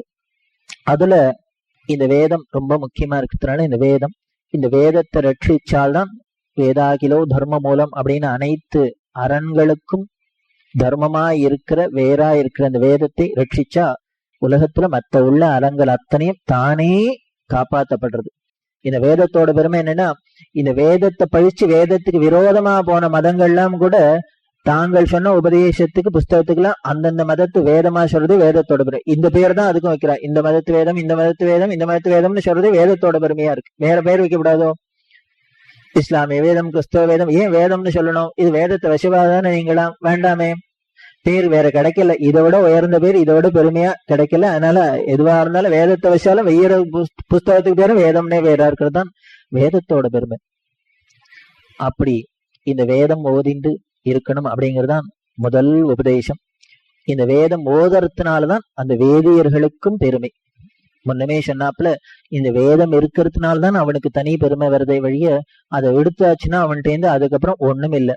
காத்து போன சரீரம் மாதிரி, பிராணன் போன சரீரம் மாதிரி தான் இவனும். உலகம் நிச்சயம் மதிக்காது. அதனாலதான் வேதத்தையும் அந்த வேதத்தை வச்சு ஸ்ருதிதரன் அப்படின்னு சொல்லியிருக்கு. ஸ்ருதியை தரிச்சுன்னு இருக்கிற வேதம்ங்கிற ஸ்ருதியை தரிச்சுன்னு இருக்கிறவர் இந்த பிராமணர்களா இருக்கிறதுனால ஸ்ருதிதரன் சொல்லியிருக்கு. அவர்களையும் ரட்சிக்கிறது தான் முதல் கடமை அப்படின்னு சொல்லியிருக்கு. இது எவ்வளவு தூரம் பெரியவாத முக்கியமா சொல்லுவா அப்படின்னா, ஒரு நாளைக்கு பாடசாலைக்கு போனா, ஒரு பாடசாலைக்கு போய் இன்ஸ்பெக்ஷன் அப்பப்போ நடக்கும். பாடசாலை ஒழுங்கா நடக்கிறதா, வாத்தியார் எப்படி இருக்கு, பசங்க எப்படி இருக்கா, எல்லாம் போனா பெரியவா தவறாமல் பாக்குற இடம் என்னன்னா சமையல் கட்ட போய் பாப்பா. இந்த பாடசாலை பசங்களுக்கு எல்லாம் சாப்பாடு ஒழுங்கா இருக்கா, சமையல் நடக்கிறதா, யாரு சமைக்கிறார், அவர் எப்படி ஸ்ரத்தையா சமைக்கிறாரா இல்ல காசுக்காக வச்சுன்னு சமைக்கிறாரா, எல்லாம் பார்த்துப்பா. போனார். இந்த பாடசாலைக்குள்ள போனா என்னன்னா, அன்னைக்குன்னு சொல்லாத உள்ள திடீர்னு போயிட்டா. அந்த சமயக்காரர் என்ன பண்றாருன்னா, அந்த ரூம் முழுக்களும் சேவை புழிஞ்சுன்னு இருக்கு. பசங்களுக்கு எல்லாம் போடணும். சாயந்தரம் டிஃபன், தேங்காய் சேவை, எலுமிச்சம்பழ சேவை, ஒரே விழுந்து விழுந்து புழிஞ்சின்னு இதுன்னு இருக்கார். இத சத்தம் போடாத பெரியவா நின்று பின்னாலேயே பார்த்துருந்தா. ஒரு 1/2 மணி வேர்த்து விரைவுக்கு சேவை புழியறத. சேவை புழியறது அவ்வளவு பெரிய கஷ்டமா இப்ப சொன்னா தெரியாது. ஏன்னா 2 மினிட்ஸ் தான். அப்படி வாங்கி வெந்நீர்ல போட்டா சேவை ரெடி. அந்த காலத்துல அப்படி இல்லை. இனிமே அரிசியை களைஞ்சு புழிய வச்சு போட்டு முறுக்கி புழிஞ்சு பிராணனே போயிடும். அப்படி அவர் பண்ணி இந்த பார்த்துட்டு உடனே என்னன்னா ரொம்ப சந்தோஷமா இருந்தது. அவரை கூப்பிட்டா, நீ என்ன குழந்தைகளுக்கு டிஃபனுக்கு சேவையெல்லாம் பண்ணி போடுறியா அப்படின்னு. அவர் சொன்னார், ஏதோ இன்னைக்கு பண்ணலாமேன்னு தோணித்து, அப்பப்போ ஏதாவது முடியறதே பண்ணுவேன். ஏன்னா குழந்தைகளுக்கு பாவம் ஆத்த விட்டுட்டு இங்க உட்காந்துருக்கு, வாய்க்கு ருச்சியா வேணுமேங்கிறதுக்காக நான் பண்ணி போடுறேன் அப்படின்னு. எனக்கு ரொம்ப சந்தோஷமா இருக்குடா அப்படின்னு. தினம் சேவை பண்ணு அப்படின்னா 2 கையும் தூக்கினா வெளியில வந்துட்டா. வந்தா அவர் புரிஞ்சவர் அவ்வளவுதான் நின்றுட்டார். தெரியாதனமே சுவாமிகள் பார்த்துட்டு தினம் சேவை பண்ணுன்னு ஆர்டர் வேற போட்டு போயிட்டார். இங்க ஒரு நாளைக்கு புரிஞ்சு படத்துல பிராணம் பெண்டு கைடுறது, இனிமே தினம் சேவை பண்ணுன்னா யாரால இருக்கு? அவருக்கு என்ன சொல்லிட்டு மடத்த வழக்க உட்காந்து விடுவார். பார்த்தார், திருன்னு முழிக்கிறார். இன்னைக்கு சேவை புழியிற அன்னைக்கு பெரியவா வரணும், ஏதாவது உப்புமா கண்டுற அன்னைக்கு வரக்கூடாதோ? வந்தார். உடனே பெரியவா மத்த எல்லாம் பார்த்து வித்துட்டு போனா, வெளியில இறங்கி வெளியில பாப்புறா. வெளியில இறங்கினா இவர் இங்க சமையல் உள்ள நின்று தவிச்சுட்டு இருக்காரு இல்லையா, ஐயோ சுவாமிகள் சும்மா இல்லாத இப்படி ஒண்ணு சொல்லிட்டு போயிட்டாருன்னு உடனே சமையக்காரரை கூப்பிடு அப்படின்னா அவர் வந்தார். அவர் அடுத்த பேப்பர் அடுத்து இனிமே தொட்டுக்கிறதுக்கு ஏதாவது பண்ண ஆரம்பிச்சிருவார் சுவாமிகள். முடிச்சார். நான் தினம் சேவை பண்ணணும்னு பயந்துட்டியோ அப்படின்னார். அவர் ஆமான்னு சொல்றதா இல்லைன்னு சொல்றதா? மூஞ்சியே ஆமான்னு சொல்றது. உடனே இல்ல, முடிஞ்ச வரைக்கும் முடிஞ்ச அன்னைக்கு பண்றேன் முடிஞ்ச வரைக்கும் பண்றேன் அப்படின்னு. உடனே பெரியவா சிரிச்சுன்னு, பயந்துட்ட போல இருக்கு நீ, நான் சொன்ன சேவை இந்த சேவை இல்ல, தினம் இந்த குழந்தைகளுக்கு எல்லாம் உங்க கையால சமைச்சு போடுற பத்தியா, இதுதான் பெரிய சேவை. இப்ப ஏற்பட்ட வேதம் படிக்கிற குழந்தைகளுக்கு சமைச்சு சாதம் போடுறத போல பெரிய கைங்கரியம் கிடையாது. அதனால இந்த சமையல் கறிங்கிறது தனம் பண்ணுன்னு சொன்னேன், இந்த சேவையை தனம் பண்ணுன்னு சொன்னேன் அப்படின்னு. அவருடைய அப்பா தீர்ந்ததுப்பா, அந்த சேவை தானே நான் தனம் பண்றேன், பண்ணிட்டு இருக்கேன், எனக்கு வேற வழி கிடையாது, தான் பண்ணும் அப்படின்ட்டு. உடனே என்ன பண்ண திரும்பினா, இன்னைக்கு பண்ற சேவையை என்னன்னைக்கு எல்லாம் முடியறதோ பண்ணு, மாசத்துக்கு ஒரு நாளானும் பண்ணு அப்படின்னா. இந்த சேவை முடிகிற வரைக்கெல்லாம் பண்ணி அந்த சேவையை தனம் பண்ணு, எப்பொழுதும் பண்ணு. அவ்வளவு சந்தோஷம் பெரியவாளுக்கு. குழந்தைகளுக்கு, இந்த வேதம் படிச்ச குழந்தைகளுக்கு ஒண்ணு பண்ணணும் அப்படின்னா. இந்த பிரதோஷ மாமாவத்து மாமிக்கு திடீர்னு ஒரு நாளைக்கு சொப்பனம், பெரியவா சோமாசி கூட அப்படின்னு. இந்த அம்மா பார்த்தா இன்னும் சுவாமிகள் சோமாசி மாசி எல்லாம் கேட்கிற அளவுக்கு வந்துட்டார். உடனே என்ன பண்ணா விழுந்து அடிச்சுன்னு போய் ஸ்நானத்தை பண்ணிவிட்டு அத்தை பண்ணி இத்த பண்ணி, ஏன்னா இது ஏகப்பட்ட கண்டிஷன் வேற, இத்த பண்ணா அத்தை பண்ணா அவர் தொடமாட்டார். அதனால பரமஜாகிருதியா சோமாசி எல்லாம் பண்ணிட்டு பேக் பண்ணி எடுத்துன்னு போனா. பெரியவாள்கிட்ட போனோன்னு பெரிய டப்பா எடுத்துன்னு போய் காமிச்சா, என்ன கொண்டு வந்திருக்கேன் எனக்கு அப்படின்னு. என்னமோ பெரியவா சோமாசி வேணும்னு கேட்டா, எப்ப கேட்டேன் அப்படின்னா, இல்ல சொப்பனத்துல வந்து கேட்டேன். சொப்பனத்திலயா அப்படின்னு. அப்படியா பண்ணிட்டு வந்திருக்கேன்னா, ஆமா பெரியவா கேட்டாலேன்னு ஆசையா பண்ணி வந்திருக்கேன், பெரியவா ஏத்துக்கணும் சாப்பிடணும் அப்படின்னா. உடனே தொற அப்படின்னா டப்பாவை திறந்து காமி அப்படின்னா மூஞ்சிக்கு நேரம் நீட்ட சொன்னா, நன்னா மோந்து பார்த்தா ரொம்ப நன்னா இருக்கு சோமாசி அப்படின்னா. அவ்வளவுதான்.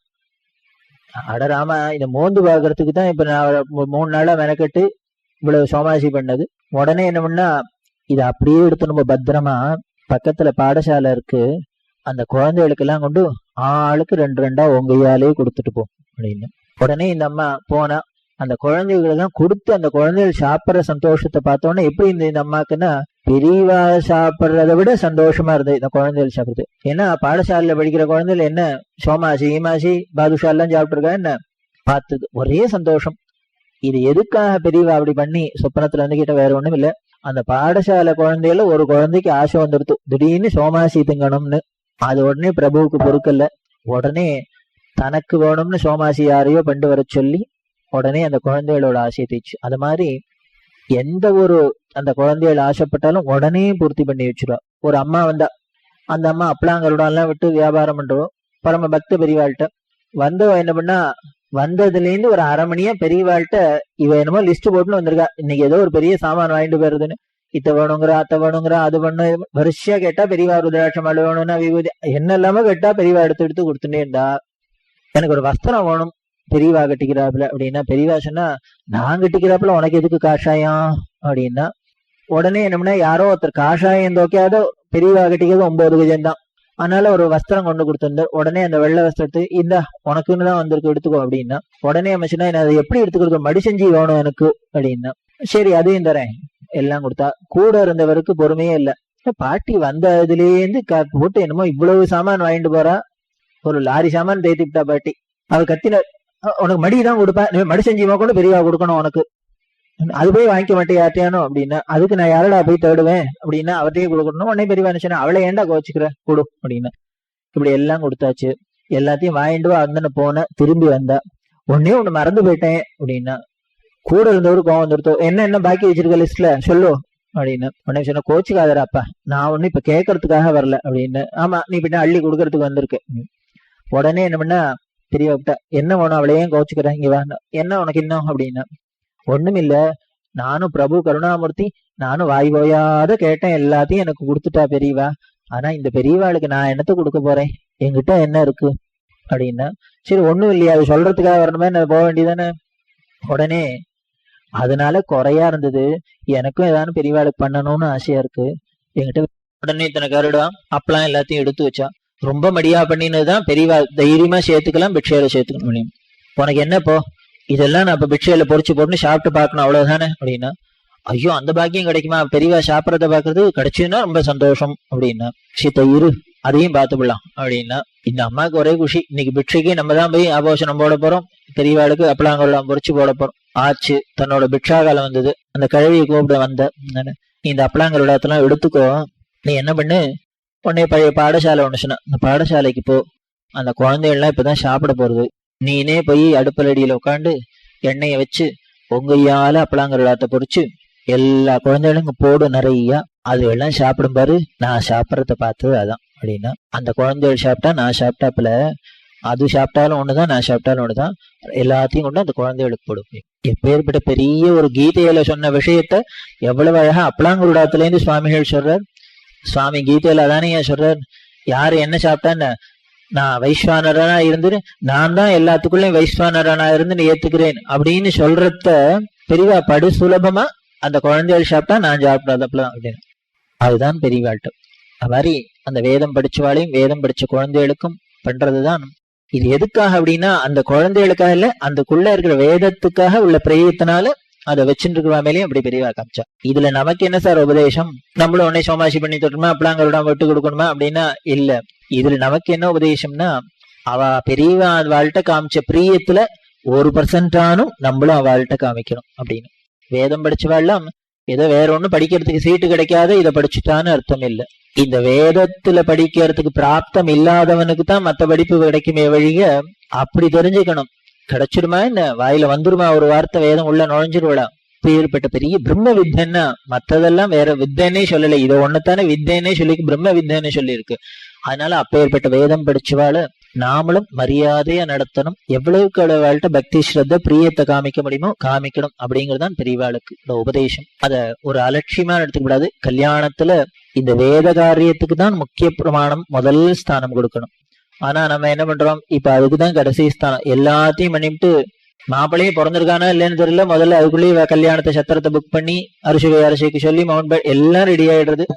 எல்லாருக்கும் செக்கு தான், ஒருத்தருங்க கேஷ் கிடையாது. எத்தனை 3 லட்சமா டக்குன்னு விட்டு 2 லட்சம் எல்லாம் அட்வான்ஸ் தான், 100% அட்வான்ஸ். கல்யாண சத்திரத்துக்கு போனா 100-200 வாங்குறது இல்ல, முழுக்க எல்லாத்தையும் 1.5 லட்சத்தையும் கட்டு அப்படிங்கிறாலே அப்படி கொடுக்குறோம்.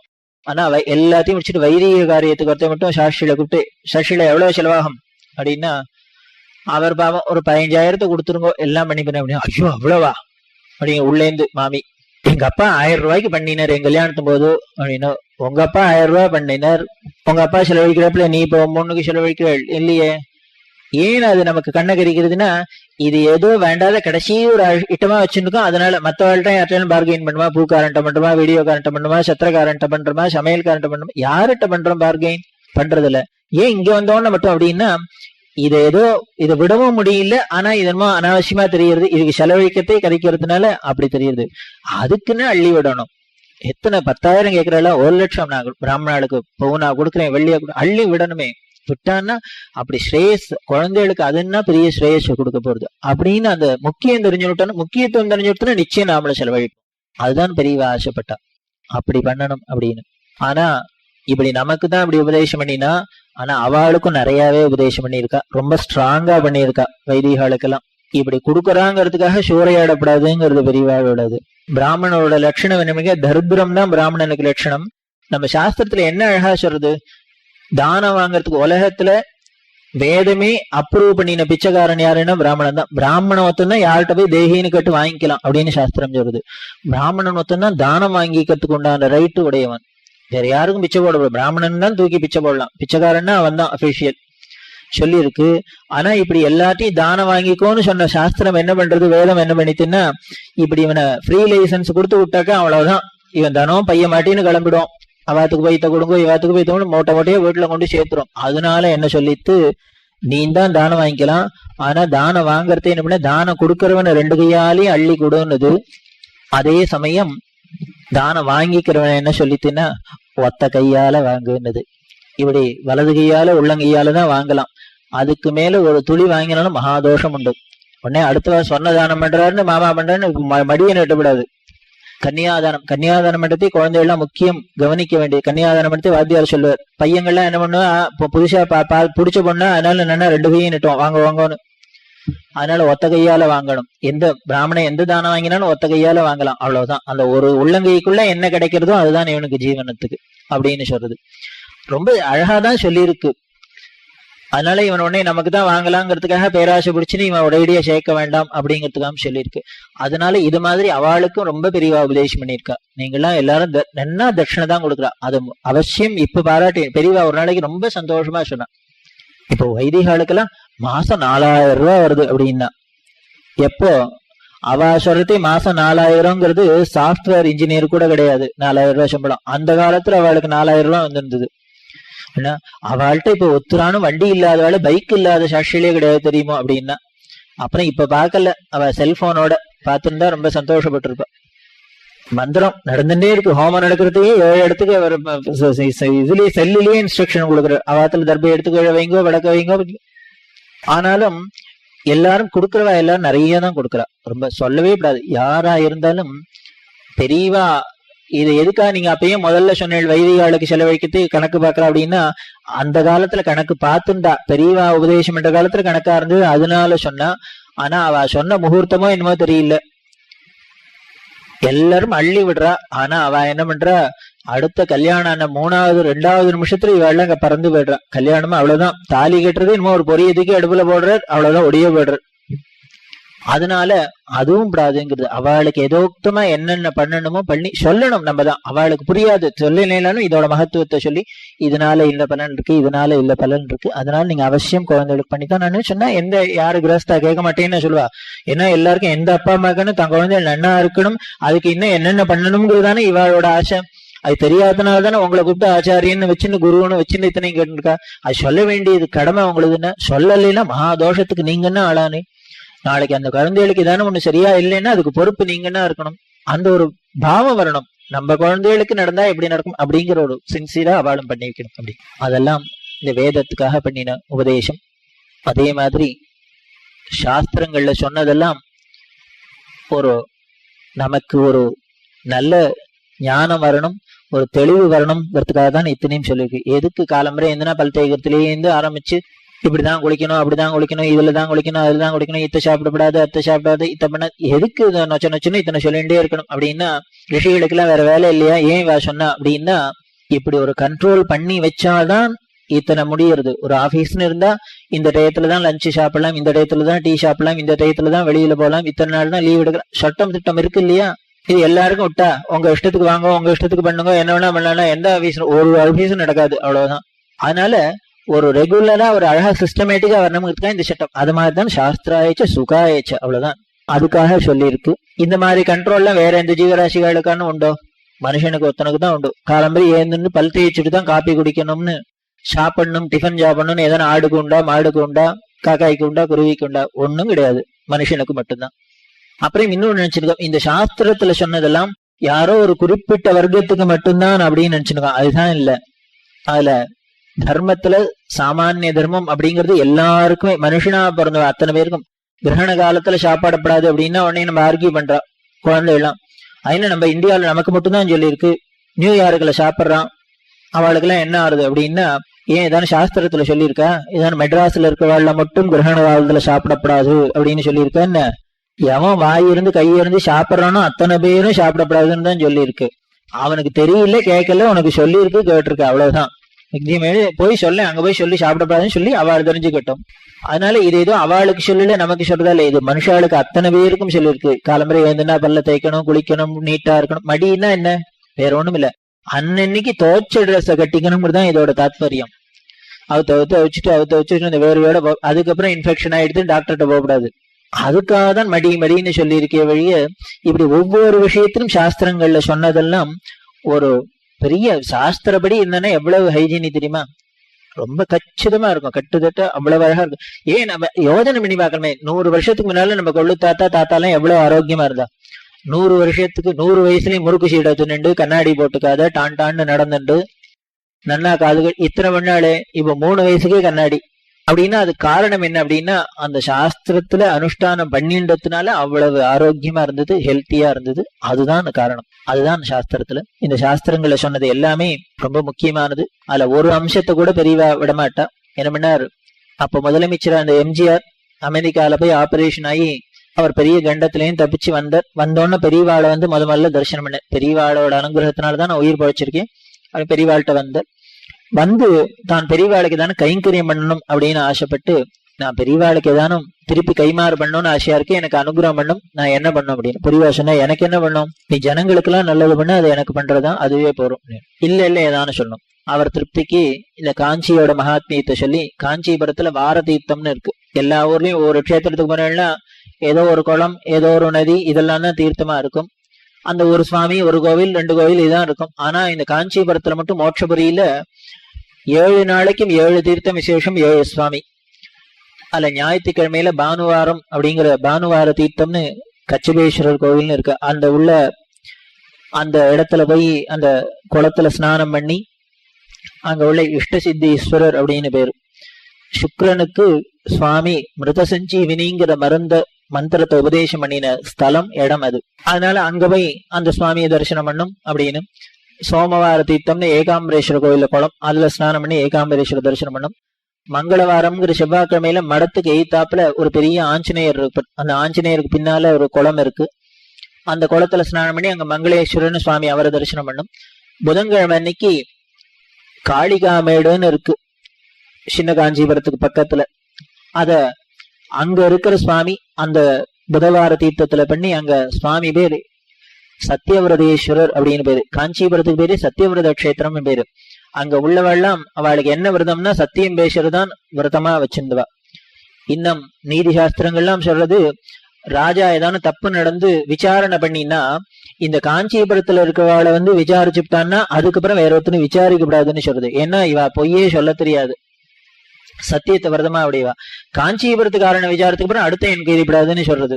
அப்பேற்பட்ட முக்கியமானது அந்த சத்தியவிரதேஸ்வர தரிசனம் பண்ணும். இது புதன்கிழமை. வியாழக்கிழமையில காயாரோகணம்னு இருக்கு. அந்த காயாரோகண தீர்த்த ஸ்நானம் பண்ணி காயாரோகணேஸ்வர தரிசனம் பண்ணும். வெள்ளிக்கிழமையில சுக்கரவார தீர்த்தம்னு காமாட்சி கோவில் உள்ள தீர்த்தத்துல ஸ்நானம் பண்ணி அம்பாளை. சனிக்கிழமை அன்னைக்கு சர்வ தீர்த்தம்னு இருக்கு, அங்க ஸ்நானம் பண்ணி அந்த விஸ்வேஸ்வர தரிசனம் பண்ணும். இதெல்லாம் பண்ணினா ஞான மோட்சம்லாம் போய் கைலாசத்துல உட்காருவோம்னு புராணம் சொல்றது. இதெல்லாம் பத்தி எம்ஜிஆர்ட்ட சொல்லி பெரியவா சொன்னா, மத்த தீர்த்தம்லாம் ரொம்ப தள்ளி இருக்கு, எனக்கு வயசா எடுத்தோல்லையோ நடந்து போய் குளிக்க முடியல, எனக்கு மடத்துக்கு எய்த்தாப்புல இந்த மங்கள தீர்த்தம் தான் இருக்கு, ஆனா ஒண்ணு பாரு இது ஒண்ணுதான் குளிக்க முடியாத அளவுக்கு இருக்கு அப்படின்னா அந்த குளத்தை சுத்தி ஒரே என்கரேஜ்மெண்ட், கஷாப்பு கடை, ஏக அமக்களம். அதனால பெரிய சொன்னா, உன்னால முடிஞ்சதுன்னா அந்த குளத்தை எனக்கு கொஞ்சம் சரி பண்ணி கொடுத்து நான் ஒரு ஸ்நானம் பண்றாப்புல பண்ணினீன்னா பரமக்ஷேமமா இருக்கும், சந்தோஷமா இருக்கணும். எம்ஜிஆர் பரம சந்தோஷப்பட்டார். 6ஆம் வீரப்பனை கூப்பிட்டார். என்ன பண்ணுவே ஏது பண்ணியோ தெரியாது, பெரியவாளுக்கு உடனே இதை ரெடி பண்ணோம்னு உடனே எல்லாம் ஏற்பாடு பண்ணப்பட்டது. பெரியவா ஒரு செவ்வாய்க்கிழமை போய் நல்ல வேளையில ஸ்நானம் பண்ணினா இது ஏதோ ஒரு ஸ்நானம் பண்ணினா போறாதோ, ஆரம்பிச்சுட்டாயா செவ்வாய்க்கிழமைனா இந்த கதை வந்துடுத்துப்போம். செவ்வாய்க்கிழமைனா உடனே இந்த மங்கள தீர்த்த ஸ்நானம், மங்களேஸ்வர தரிசனம், இப்படி இது பல செவ்வாய்க்கிழமை நடந்தது. கூட இருக்கிறவர்களுக்கெல்லாம் ரொம்ப கஷ்டம். கிட்டத்தட்ட 2 மாடி ஏறணும், ஏறி இறங்கணும். பார்த்தா அப்பேற்பட்ட இடத்துல இவ முடியாது. 94 வயசுக்கு போய் ஏறி இறங்கி இருந்தா வெயிலான வெயில் கொடுத்தும் காலை கீழே வைக்க முடியாது. அப்படி இருந்து சிரமப்பட்டு இவ குளிச்சிருந்தா. எல்லாரும் சொல்லி பார்த்தா வேண்டாம் வேண்டாம் ஆசை குளிச்சாச்சுன்னு. சுவாமிகள் கேட்கல. செவ்வாய்க்கிழமை இந்த ஒரு செவ்வாய்க்கிழமை அது மாதிரி பண்றது. எல்லாரும் கூடவே வருவா, தரிசனத்துக்கு வந்துவாளாம். ஒருத்தர் தரிசனம் பண்ணு பார்த்தா தாங்கல்ல அவருக்கு. பெரியவாளால ஏற முடியல, முக்கி ஏறுறா இறங்குறா. அந்த குளத்துல ஸ்நானம் பண்ணிட்டு காலை கீழே வைக்க முடியல, பொரியறது. இப்படி வந்தா உடனே அவர் பார்த்தார், விழுந்து முன்னால நமஸ்காரம் பண்ணி அழுதார். ஐயோ போரும் பெரியவா, ஏன் இப்படி தங்களை வருத்திக்கிறா? பெரியவா வயசுக்கு இதெல்லாம் வேணுமா? எதுக்கு இந்த மங்கள தீர்த்தமும் ஸ்நான அவளுக்கு? அவ மடத்தோட சௌக்கியமா இருக்கணும். வேளைக்கு ஸ்நானம் பண்ணிட்டு குளிச்சுட்டு சாப்பிட்டுட்டு சௌக்கியமா இருக்கணும். உடம்ப வருத்திக்கப்படாது. பெரியவாளுக்கு சரீரத்தை போட்டு காயக்லேசம் எல்லாம் லட்சியம் இல்லாத இருக்கலாம். ஆனா எங்களுக்கு எல்லாம் அனுகிரகம் பண்றதுக்காக இந்த சரீரத்தோட நிறைய நாள் இருக்கணும். இதை ஜாக்கிரதையா பாத்துக்கணும். பெரியவா இப்படி எல்லாம் பண்ணப்படாது அப்படின்னு கூட இருக்கிறவாள் சொன்னோன்னு அவர் என்ன சொல்றாரு அப்படின்னு, பெரியவா இதெல்லாம் வயசுக்கு ஏத்தாப்புல இருக்கணும், மடத்தோடய இருக்கணுங்கிற, இதெல்லாம் வேண்டாங்கிற அவளுக்கு அப்படின்னு அவர் சொல்ற. வேற என்ன பண்ணாரு, இதெல்லாம் என்ன பெரிய பலன் இருக்கு, இதனாலயா பெரியவாளுக்கு பலன் வந்துட போறது அப்படின்னு. அவளுக்கு எதுக்கு இதெல்லாம்? எங்களை மாதிரி அஜ்ஞானம் முடிச்சவாளுக்கு தான், ஒண்ணும் இல்லாதவாளுக்கு தான் இதெல்லாம் பண்ணிக்கணும். ஸ்நானம் பண்ணி ஜபம் பண்ணி தபம் பண்ணி ஞான மோட்சம் வரணும்.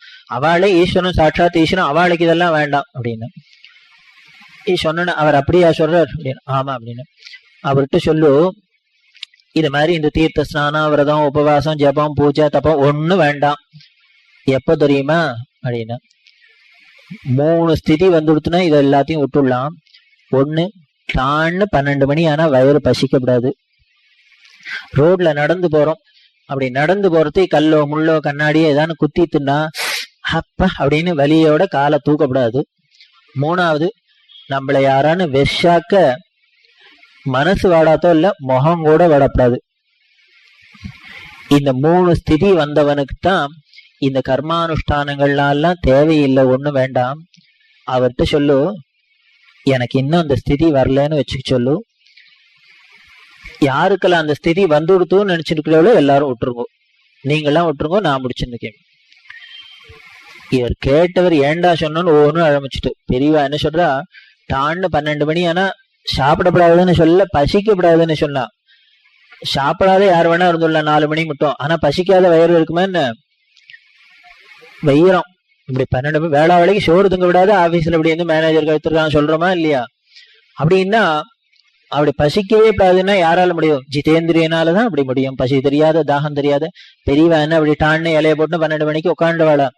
இவாளை பெரிய மடத்துல இருக்கிறவா கைங்கரியம் பண்றவா கஷ்டப்பட்டு இது எதுக்குன்னா பெரியவாளை பிக்ஷ பண்ண வைக்கிறதுக்கு தான். ஐயோ சுவாமிகளே சாப்பிடுங்கோ சாப்பிடுங்கோ சாப்பிடுங்கோன்னு என்ன கெஞ்சி இருப்பாதரமா, என்ன கதறுவா. வேளா வேலைக்கு இதே தகராறு தான். இவா பண்டரிபுரத்துல இருக்கா. இவாளுக்கு ஏகாதசி அன்னைக்கு விரதம், நிர்ஜலம் விரதம் இருந்தா. இந்த நிர்ஜலமும் எப்படி வந்ததுன்னா, அதுக்கு முன்னால பால்கள் ஏதானு சாப்பிட்டுருந்தா. இந்த பண்டரிபுரத்துல ஒரு எலக்ட்ரீஷியனை ஏதோ விளக்கெல்லாம் சரியில்லை, ஒரு எலக்ட்ரீஷியனை கூப்பிட்டு ஏதோ ஒர்க் பண்ண சொன்னா. அவன் காலம்பரையேந்து ஒர்க் பண்றான். இவன் சாப்பிட போல டீ குடிக்க ஒண்ணுமே பண்ணல, வேலை செஞ்சுட்டே இருந்தான். மத்தியானம் பார்த்துட்டு பெரிய வசனம், என்னடா அதுவும் காலம்பரை ஏறினமோ இன்னும் சோறு தண்ணி இல்லாத வேலை செய்யறான், அவனை போய் இறங்கி போய் சாப்பிட்டு வர சொல்லிட்டா, அப்புறம் பார்க்க சொல்லு அப்படின்னா. இவ சொன்னோன்னு அவன் இன்னைக்கு ஏகாதசி நான் சாப்பிட மாட்டேன்னா. பெரியவா அவ்வளவுதான். அவனை பார்த்தா மராட்டிக்காரெல்லாம் ரொம்ப ஸ்ட்ரிக்டா இருப்பா. மராட்டிக்காரெல்லாம் கன்னடக்காரெல்லாம் ஏகாதசிக்கு ரொம்ப முக்கியத்துவம் கொடுப்பா. அதனால அவன் சாப்பிட மாட்டேன்னா. உடனே பெரியவாளுக்கு ஆச்சரியம், அவன் ஏகாதசி சாப்பிடவே மாட்டானா அப்படின்னா.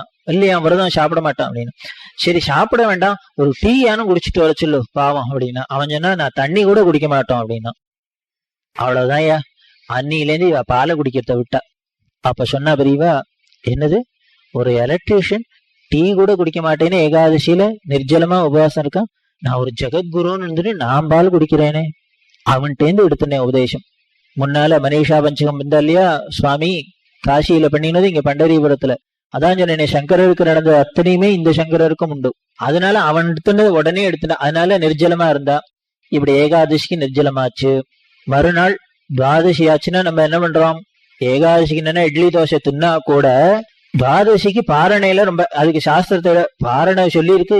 ஏதோ ஏகாதசி விரதத்தை விட்டாலும் துவாதசி பாரணையை விடப்படாது, சாப்பிட்டுறோம். தெரியவா சாஸ்திரத்துல சொல்லி இருக்கு.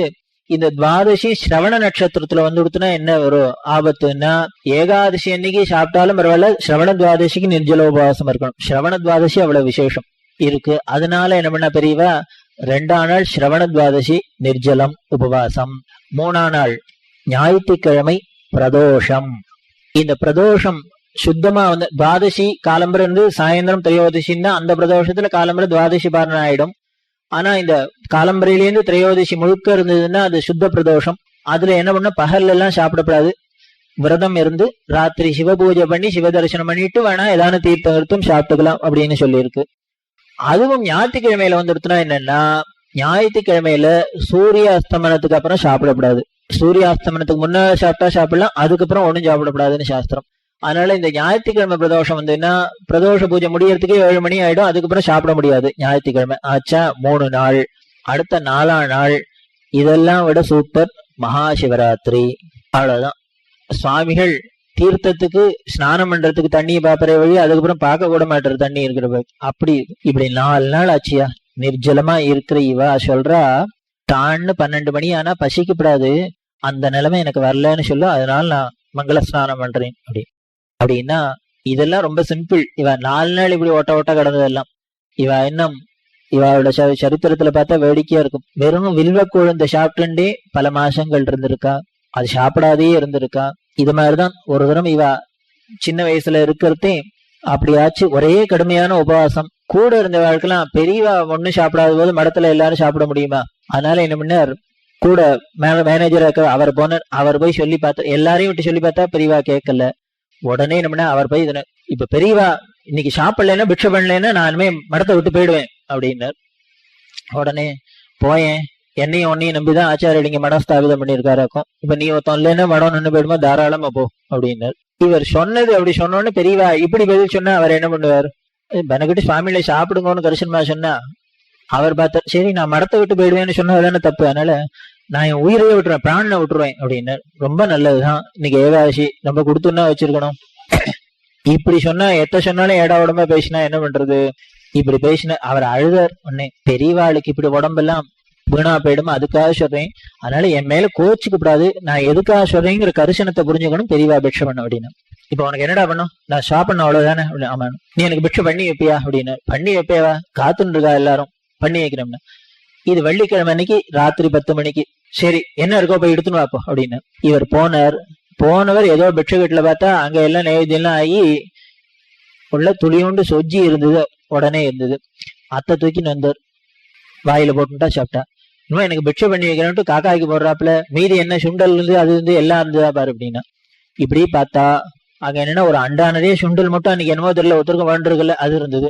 எடுத்தா அண்டா சுண்டல அவர் கொஞ்சம் எடுத்துன்னு வந்தார். போட்டா இத்தினோடுதான் பண்ணித்தா அப்படின்னு. இல்ல இல்ல அண்டாவோட இருக்கும்னா. அப்ப எல்லாத்தையும் கொண்டாடினா அண்டா சுண்டலையும் சாப்பிட்டா உடனே பசிக்கிறது கிளப்பி விட்டுவிட்டு வேற என்ன இருக்கு அப்படின்னு இவர் நடுங்கி போயிட்ட. உடனே என்ன பண்ணார், பழம் எல்லாம் எடுத்துனது கூடையோட எடுத்துனான்னா பழம் எல்லாம் காலி. இப்படி ஒவ்வொன்னா என்ன இருக்குங்கிற உள்ளுக்குள்ள போயிட்டே இருக்கு. பகாசுர மாதிரி என்ன பண்றது, இவர் பயந்து போயிட்டார். கடைசியா என்ன இருந்ததுன்னா ஒரு கூஜா பால் இருந்தது, கொண்டு வச்ச நமஸ்காரம் பண்ணார். என்னை விட்டுருங்கோ, இனிமே உங்க வம்புக்கு வரமாட்டேன், நீங்க சாப்பிட்டாலும் சரி பட்டினி கிடந்தாலும் சரி நமஸ்காரம் பண்ணார். உடனே பிரச்சனை, இன்னமே வருவியா என் வம்பு வழிக்கு அப்படின்னா. அவர் ஏன் வர்றார் உங்க வழிக்கு? அப்ப பெரியவா சொன்னா, அதனால நீ என்ன பாத்துக்கிறதுக்கு என்கிட்ட வந்து இதெல்லாம் வச்சுக்காத, நான் என்ன பண்ணிக்கோ நான் வேணுங்கிறத பாத்துக்கிறேன், நீ பயப்படுறாப்புல ஒண்ணும் ஆகாது, போயிட்டு வா அப்படின்னு அவர் சொல்லி பின்னால சொல்லி அழுவர். அன்னைக்கு நான் பெரியவா அப்படி பார்த்து சாட்சாத் பரபிரம்ம மாதிரி அவ அள்ளியில என்ன போட்டாலும் உள்ளுக்குள்ள போயிடுது. அப்படியும் சாப்பிட முடியும், இப்படியும் ஒட்டையும் இருக்க முடியும். அவ நம்மள மாதிரி ஸ்கேல்ல வச்சுன்னு அவளை பாக்குறது முடியாது. அதனால அவ வம்புக்கே போகக்கூடாது. நீங்க சாப்பிட்டா சாப்பிடுங்க, சாப்பிடலையா கிடங்கோ அப்படின்னு விட்டாக்க மரியாதையை தப்பிச்சுன்னு விடுவோம். அப்படி இந்த 4 நாள் பட்னி இருந்த இவா சொல்றா தனக்கு அதனாலதான் மங்கள ஸ்நானம் பண்ணி இவருக்கு ஞானம் எல்லாம் வரப்போகுது, பசியெல்லாம் ஜெயிக்க போறார். அதே மாதிரி கால்ல கல்லு முள்ளு குத்தினா படாது அப்படின்னா இவ 1 மணி ஜபம்னு பண்ணுவா. காலம்பரை 1 மணி நேரம் பிரணவ ஜபம் பண்ணுவா. அப்ப என்ன பண்ணுவா, இதை உட்காந்து பண்ணாத சில சமயம் யாத்திரை பண்ண வேண்டியதுன்னா சங்கல்பத்தை பண்ணிட்டு யாத்திரை கிளம்பிடுவா. வண்டியை பிடிச்சுன்னு வா பாட்டி ஜபம் பண்ணிட்டே போயிட்டு இருப்பா. 1 மணி முடிஞ்ச உடனே திருப்பி பூர்த்தி பண்ணுவா. அப்படி பாதுகையை போட்டுன்னு இவா போயிட்டு இருக்கா 1 மணி ஜபத்துக்கு. கொஞ்சம் தூரம் போனோடனே அந்த பாதுகையில அப்படி மாட்டின்னு இருக்கிற அந்த ஹூக்கு இப்படி மாட்டிருந்தது, டக்குன்னு கல்லுல அடிச்சது. இந்த மேல் குமிழ் தனியா போயிடுத்து, பாதுகை தனியா போயிடுத்து. ஆனா பாதுகையில என்ன இருக்குன்னா அந்த குமிழை மட்டும் பெரிய புடிச்சது அப்படியே இருக்கு. அவ அந்த சங்கல்பத்துல உட்காந்து ஒண்ணு பண்ணி விட்டாள்னா அதுக்கப்புறம் இடி விழுந்தா கூட தெரியாது, அவ்வளவு கான்சென்ட்ரேஷன் அதுல இருக்கும். அதனால அந்த பாதத்துல கீழே இருந்தது தப்பி போய் எடுத்து இது மட்டும் அப்படியே காலில் மாட்டின்னு இருக்கு. இதோடய நடக்கிறா பெரியவா. இப்படி மாட்டின்னு எப்படி நடக்க முடியும்? மாட்டினா காலில் குத்துறது இது ரத்தம் ஒழுகிற அளவுக்கு போயிடுத்து. கூட இருக்கிறவெல்லாம் அந்த 2 காலையும் உதறப்படாத, உதறிட்டு வருங்காலோட நடந்தா சௌரியமா இருக்கும், நடக்க மாட்டேங்குது. இப்படியே பண்ணு. விஸ்வநாதன் ராமேஸ்வரத்திற்கு அவர் சொல்லி அழுவர். என்ன ஒரு காலில் பாதுகை இருக்கு, ஒரு காலில் வெறும் குமிழ் மட்டும் இருக்கு. அந்த குமிழ் குத்தி எடுக்கிறது, அதை கூட லட்சியம் பண்ணாத இவா போறா அப்படின்னா இப்பேற்பட்ட இவா சொல்றா, இப்பேற்பட்ட ஜிதேந்திரியன் சொல்றா இவாளுக்கு இன்னும் அந்த ஸ்திதி வரல, அதனால ஸ்நானம் பண்ணணும். அதே மாதிரி அடுத்தவ வஷா முகம் கூட கோணப்படாது. அவளுக்கு இருக்குமா என்ன, நமக்கெல்லாம் இருக்குமா? வையவே வேண்டாம், வச்சுட்டானே வேணான்னு சொல்லிட்டாலே நமக்கு பிபி ஏறி விடுது, அவ்வளவுதான். பெரியவா என்ன பண்ணா, இங்க சம்ஸ்கிருத காலேஜ்ல இருந்து கபாலீஸ்வரர் கோயிலுக்கு போறா. இந்த லஸ் கார்னர்ல இவாளுக்கு கருப்பு கொடி காமிச்சு ஒழிக கத்துறது டெமான்ஸ்ட்ரேட் பண்றதுன்னு நாஸ்திகர்கள் எல்லாம் ஏற்பாடு பண்ணியிருக்கா. அப்ப முதலமைச்சர் அந்த பக்தவத்சலம் பார்த்தார். அவர் உடனே போலீஸ் பந்தோபஸ்தெல்லாம் பண்ணி, பெரியவா ரொம்ப பக்தர், பெரியவா எதற்கு இது மாதிரி அசம்பாவிதம் நடந்துடக்கூடாது, அது நடக்காத பாத்துக்கணும் அப்படின்னு சொன்னார். ஆனால் இது எல்லாத்தையும் மீறி பெரியவா அப்படி மேனால வந்துன்னு இருக்கா. நின்று கத்துன்னு ஒரு பெரிய படா திறந்து கருப்பு கொடி காமிச்சுன்னு ஒழிக சங்கராச்சாரி என்னெல்லாம் உண்டு வசி தீத்தா. பெரியவா பேசாத கூட ஹரஹர சங்கர் ஜெய் எல்லாத்தையும் நிறுத்திட்டு அதை கேட்டுருக்கு ஆனந்தமா பாடுறாப்புல. கேட்டுண்டா நின்னா இவர் நின்னோன்னு அவன் என்ன பண்ணான், அவன் நினைச்சு நான் கத்தினோன்னா சுவாமி பயந்துன்னு ஓடி போயிடுவாராக்கணும். நம்மளா இருந்தா அப்படிதான் கல்ல எடுத்தாங்களே தூக்கினோம் கதவை சாத்திடுவோம். இவரான நின்னுட்டு பிரமாதமா பாட்டு கேட்டு இருக்காரு. அவன் எத்தனை நேரம் தான் கத்துறது, இவர் நகர்றதா இல்ல. 1/2 மணி 3/4 மணி கத்தினா இவரும் பிசாத கேட்டுட்டார். ஒரு வழியா அவ ஓஞ்சாலோ இல்லையோ, உடனே அவ எல்லாம் கிட்டக்க கூப்பிடு அப்படின்னா. இப்ப கிட்டக்க கூப்பிடுன்னு எல்லாருக்கும் அவ்வளவுதான் கொலை நடுக்கும். ஏன்னா ஒழிகன்னு கத்துறானுங்க, இருந்தாலும் யாருன்னு தெரியுதுன்னு பெருமை தெரியறது இல்லையோ. இவர் கிட்டக்க கூப்பிட்டு இதெல்லாம் நாயா போக கொலைச்சுண்டியர்கள் நாயா பண்ணி சபிச்சு தொலைச்சுட்டாருன்னா என்ன பண்றது? ஏன்னா அந்த விஷயம் வச்சிருக்கோம் இத்தனை நேரம். அதனால கிட்டக்க வரதுக்கு பயமா இருக்கு. ஆனா இவரான கிட்டக்க வர சொல்லுங்கிற. அவள்லாம் ஒரு வழியா என்ன பண்ணா, அப்புறம் பெரிய வசனம் அவளை பயப்பட சொல்லாத, ஒண்ணும் பண்ண மாட்டேன் கிட்டக்க வர சொல்லுன்னு. அப்பா கேரண்டி கொடுத்துட்டு ஒண்ணும் பண்ண மாட்டேன். எல்லாரும் கிட்டக்க வந்தோன்னு பெரியவா என்ன பண்ணா எல்லாரையும் கடாட்சிச்சா 2 கையும் தூக்கினா, எல்லாரும் க்ஷேமமா இருக்கும் அப்படின்னு. யாருக்கு வரும் அந்த மனசு? இப்படி ஒழிகன்னு கத்தினவன, அவனை இவனேன்னு கத்தினவன கிட்டக்க கூப்பிட்டு விஐபி மாதிரி ஏதோ பழம் புஷ்பத்தோட வந்து தரிசனம் பண்ண வந்த மாதிரி கிட்டக்க கூப்பிட்டு 2 கையும் தூக்கி க்ஷேமமா இருங்கோன்னு ஆசீர்வாதம் பண்றான்னா அது ஈஸ்வரனா இருக்கிறதுனால அந்த ராகத்வேஷம் இல்லை. ஏன் அவன் கத்த வந்திருக்கிறது எங்க வந்திருக்கான்? ஈஸ்வரனோட சந்நிதிக்குன்னா வந்திருக்கான். அவன் பூஜை பண்ண வந்தா என்ன, கத்த வந்தா என்ன, கல்லடிக்க வந்தானே. ஒரு கல்லால அடிச்சே ஒருத்தர் நாயனாரா ஆயிருக்காரு அப்படின்னா ஈஸ்வரனுக்கு கல்ல போட்டா என்ன, பூவை போட்டா என்ன, எத்த போட்டாலும் தங்கிட்ட வந்து பண்றான் இல்லையா? தன் சன்னதிக்கு வந்துட்டாலே அவன் பவித்திரமாயிடுறான், அவனுக்கும் பலனை கொடுத்துதான் நான். அப்பேற்பட்ட இவாசர்ரா தனக்கு அந்த ஸ்திதி வரல, அதனால இன்னும் மங்கள ஸ்நானம் பண்றது. அதுதான் பெரியவாளோட உபதேசம் அப்படின்னா. ஆனானப்பட்ட பெரியவாளே இன்னும் ஸ்நானம் ஜபம் தபம் கோயில் குளம்லாம் அலைஞ்சான்னா நாம எவ்வளவு தூரம் அலையணும், எவ்வளவு கர்மானுஷ்டானம் பண்ணி வரணும் அப்படிங்கறத நமக்கு பண்ணி. பெரியவா உபதேசத்துல எல்லாமே என்னன்னா அவர் வாயை திறந்து அத்தை பண்ணுங்கோ இத்த பண்ணுங்கோன்னு கையே காமிக்க மாட்டார். எல்லா உபதேசமும் தான் பண்ணி காமிச்சதுதான். நம்ம ஒவ்வொரு க்ஷணமும் பார்த்து பார்த்து எடுத்துக்கலாம். ஓ இது இப்படிதான் பண்ணணும், இப்படிதான் பண்ணப்படாது. அது மாதிரி எல்லா சம்பிரதாயத்தையும் விடமாட்டா. இந்த சாஸ்திரங்கள் வேற, சம்பிரதாயம் வேற. சம்பிரதாயம்னா ஒரு பழக்கத்துல வருது. இந்த ஊர்ல இதான் பழக்கம், எங்காத்துல இதான் பழக்கம், இதெல்லாம் சொல்றாலே அதெல்லாம் கூட பெரியவா மதிப்பா. ஏன்னா ரிஷிகள் எல்லாமே இப்படிதான். மனு முதலான ரிஷிகள்லாம் என்ன சொல்றாரு, எனக்கு தெரிஞ்சதெல்லாம் சொல்லிவிட்டோம், இதுக்கு மேல இதுல சொல்ல விட்டதெல்லாம் உங்க வீட்டு கொலஸ்திரீகளை கேட்டுக்கணும். ஸ்திரீகள்கிட்ட கொடுத்துட்டு எல்லாரும் எங்க பாட்டி சொல்லுவோம், எங்க அத்தை சொல்லுவோம், சொல்றோம் இல்லையா? அதெல்லாம் மதிக்கிறான் நம்ம மகரிஷிகள் எல்லாம். ஏன்னா ஏதோ பொழுது போகாத வாயில வந்தத சொல்லல, அதுக்கும் ஏதோ தாத்பரியம் இருக்கு, அர்த்தம் இருக்கு, அதனால சொல்றாங்கிறதுனால அதனால பெரியவா இதெல்லாம் விடமாட்டா. அதே மாதிரி பெரியவாளோட உபதேசம் என்னன்னா அவர்களுக்கு ஈஸ்வர அனுகிரகத்தினால என்ன ஜாதி, என்ன மதம், என்ன குலம், என்ன சம்பிரதாயம் வந்திருக்கோ அதுல நம்பிக்கையோட அனுஷ்டிக்கணும். அதுதான் கடதேத்துமே வழிய சாஸ்திரங்கள்லயே சொல்றது. பகவான் சொல்ற நமக்கு பிடிச்ச வேற தர்மம், நமக்கு சம்பந்தம் இல்லாத பரதர்மம் நம்மளோடத விட உயர்ந்ததா இருந்தாலும் அதை எவ்வளவுதான் அனுஷ்டிச்சாலும் பலன் இல்லை, நம்மளோட சதர்மத்தை அனுஷ்டிச்சா பலன் அப்படின்னு. அது மாதிரி நமக்கு என்ன ஈஸ்வரனுக்கு தெரியும். எல்லாருக்கும் டயபிட்டிஸ் இருக்கு, ஆனா எல்லாருக்கும் ஒரே மாத்திரம் இருந்தா சாப்பிட்றோம். அவளுக்கு ஏத்தாப்புல டாக்டர் பிரிஸ்கிரைப் பண்ணலாம் இல்லையா? அது மாதிரி இந்த பவரோகம்ங்கிற இந்த பிறப்பு இருப்புங்கிற வியாதி நம்ம எல்லாருக்கும் இருக்கு. இதுக்கு எந்த மருந்து என்ன பிரிஸ்கிரிப்ஷன் கொடுத்தா சரியாகுங்கிறது பவரோக வைத்திய விதையான ஈஸ்வரனுக்கு தெரியும். அவனுக்கு தான் தெரியுமே வழி இன்னாருக்கு இன்னென்ன மருந்து இன்னென்ன சம்பிரதாயம்னு. அதனால அதுல வந்ததை நாம நம்பிக்கையோட அனுஷ்டிக்கணும் அப்படிங்கறதுதான் பெரியவாளோட தலையாய உபதேசம். இவ பெசன் நகர்ல பிள்ளையார் கோயில்ல பிரமாதமா கும்பாபிஷேகம் எல்லாம் நடந்தது. அந்த நிர்வாகத்தெல்லாம் பெரியவாள்கிட்ட வந்து இந்த போட்டோ எல்லாம் காமிச்சு எல்லாம்னா அதுல அந்த பூ பந்தெல்லாம் மட்டும் சுவாமிக்கு ரொம்ப அழகா அலங்காரம் பண்ணியிருந்தது. பெரியவா அந்த போட்டோ பார்த்துட்டு ரொம்ப நன்னா இருக்கே இந்த புஷ்ப அலங்காரம் அதுவும் அப்படின்னா, உடனே அவாஷன்னா அலங்காரம் ரொம்ப நன்னா இருக்கு, இதுக்கு உபயம் பண்ணினவர் யாருன்னு கேட்டா அதை விட நன்னா இருக்கும் அப்படின்னு. உடனே பெரியவா அது யாரு அப்படின்னா, உடனே ஒரு இஸ்லாமிய பெரிய லுங்கி கம்பெனி வச்சிருக்கவா அவர் கொடுத்தாரு அப்படின்னா. அப்படியா, ஒரு முஸ்லீம் அதுக்கு கொடுத்துருக்காரு அப்படின்னு. ஆமா, அவர் ரொம்ப நல்லவர், இப்படி யாரு எது கேட்டாலும் பண்ணுவார், அவருக்கு அந்த வித்தியாசம் எல்லாம் கிடையாது, ரொம்ப நல்ல மனசு பண்ணுவார் அப்படின்னு. அப்படியா, எனக்கு ரொம்ப சந்தோஷமா இருக்கு, எல்லாரும் இப்படிதான் ஒத்துமையா இருக்கணும்னு ஆசைப்படுறோம் அப்படின்ட்டு. முடிஞ்சதுன்னா அவர்கிட்ட போய் சொல்லு, அவருக்கு முடிஞ்சதுன்னா என்னை வந்து பாப்பரான்னு கேளு அப்படின்னு. எந்த பிரபுவை பாக்குறதுக்கு பிரைம் மினிஸ்டர்ல இருந்து பிரசிடென்ட்ல இருந்து கியூல நிக்கிறாளோ அப்பேற்பட்ட பிரபுஷரா அவரை பார்க்கணும்னு அவர் அவர்கிட்ட போய் சொன்னோன்னு அவர் நடுங்கி போயிட்டு, என்ன பெரியவா என்ன பார்க்கணும், உடனே ஓடி வந்தோன்னா அவர்கிட்ட ரொம்ப ஸ்லாகிச்சு சொன்னா, இப்படி நீ வித்தியாசம் பார்க்காத எல்லாம் பண்ற, எனக்கு ரொம்ப சந்தோஷமா இருக்கு. ஆனா ஒண்ணு, நீ இது எல்லாத்தையும் நல்லது இருக்குன்னு பண்றியே, உன் மதத்துல இருக்க நல்லதெல்லாம் தெரிஞ்சுட்டு நீ உன் மதத்துல சொன்ன அனுஷ்டானம் எல்லாம் பண்ணிட்டு இருக்கியா விடாத அப்படின்னு. அவர் சொன்னார், ரொம்ப நம்பிக்கை உண்டு, நானும் முடிஞ்ச வரைக்கும் பண்ணிட்டு இருக்கேன். ஏன் முடிஞ்ச வரைக்கும்? எல்லாம் பண்ணலாமே அப்படின்னு. ஏன்னா மதத்துல சொல்லிக்கலாம் முடியாதையா சொல்லியிருக்கு, தலைகள்னு ஏன்னு சொல்லியிருக்கா. அதனால நீ எத்தனை காலம் தொழுகை பண்ற அப்படின்னு. 5 காலம் பண்றேன் அப்படின்னு. ஏன் அவ்வளவுதானா அப்படின்னு. இல்ல ஆமாம் அவ்வளவுதான் சொல்லியிருக்கு அப்படின்னு. உடனே பிரிவசனா இல்ல 6 காலம் அப்படின்னு. ஒரு இஸ்லாமியருக்கு இப்போ நியூஸா இருந்தது 6 கால தொழுகைன்னு சொன்னா. இல்ல இப்படிதான் சம்பிரதாயத்துல இருக்கு அது இதெல்லாம் சொன்ன பிரிவசனா. இல்ல 6 கால தொழுகை உங்க நபிகள் நாயகம் அப்படிதான் பண்ணியிருந்தார். யாரு சொல்றார்? காஞ்சி காமகோடி பீடாதிபதிகள் சொல்றார். நபிகள் நாயகம் எப்போ என்ன பண்ணியிருந்தாருங்கிறத இவர் சொல்றார், பண்ணியிருந்தார். அது எப்ப பண்ணணும்னா அந்த அர்த்த ஜாமத்துல ராத்திரியில மிட் நைட்ல அந்த டயத்தை சொன்னா இப்ப பண்ணணும். ஆனா எல்லாரும் நீங்க தூங்கி போயிடுறதுனால அந்த சமயத்துல ஏந்திர பண்ண முடியல, அதனால அதை விட்டு போயிடுத்து. எங்களுக்கு எல்லாம் மத்தியானம் விட்டு போயிடுறது இல்லையா, அது மாதிரி ஆபீஸ் பண்ணா காலம்பரை ஏதோ உள்ளவ அனுஷ்டானம் உள்ள காலம்பரை ஆபீஸ் போறது சந்தி பண்ணிடுறா, சாயந்தரம் வந்து சாயம் சந்தி பண்ணிடுறா.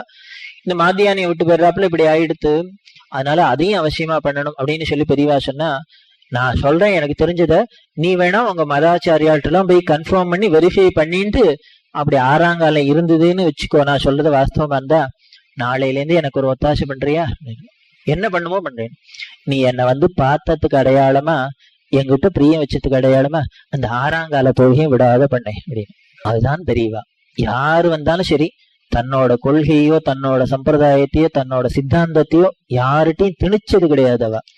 அதனாலதான் எப்பேற்பட்ட ஜாதி மதஸ்தர்களும் எங்க பெரியவான்னு எதனால வர முடியுது, அவளுக்கு அவ்வளவு நம்பிக்கை இருந்தது. சுவாமிகள் போனா நம்மள வேற எதையும் சம்பிரதாயத்தை மாத்திர மாட்டார், நம்ம கொள்கைக்கு விரோதமா நம்மள எதுவும் பண்ண சொல்லிட மாட்டாருங்கிற ஒரு எப்பேற்பட்ட பரம வைஷ்ணவாள்ல வீர வைஷ்ணவாள்லாம் பெரியவாள்கிட்ட வந்திருக்கா அப்படின்னா, ஏன் ஜீயர் ஸ்ரீரங்கம் கோபுரம் கட்டினாரே, அந்த ஜீயர் எப்பேற்பட்ட பெரியவாள்கிட்ட பிரியத்தோட பெரியவாள்கிட்ட வந்தார் அப்படின்னா, அதுக்காக உடனே அவ தங்களோட மத சம்பிரதாயத்தை மீறி வந்ததா இல்ல.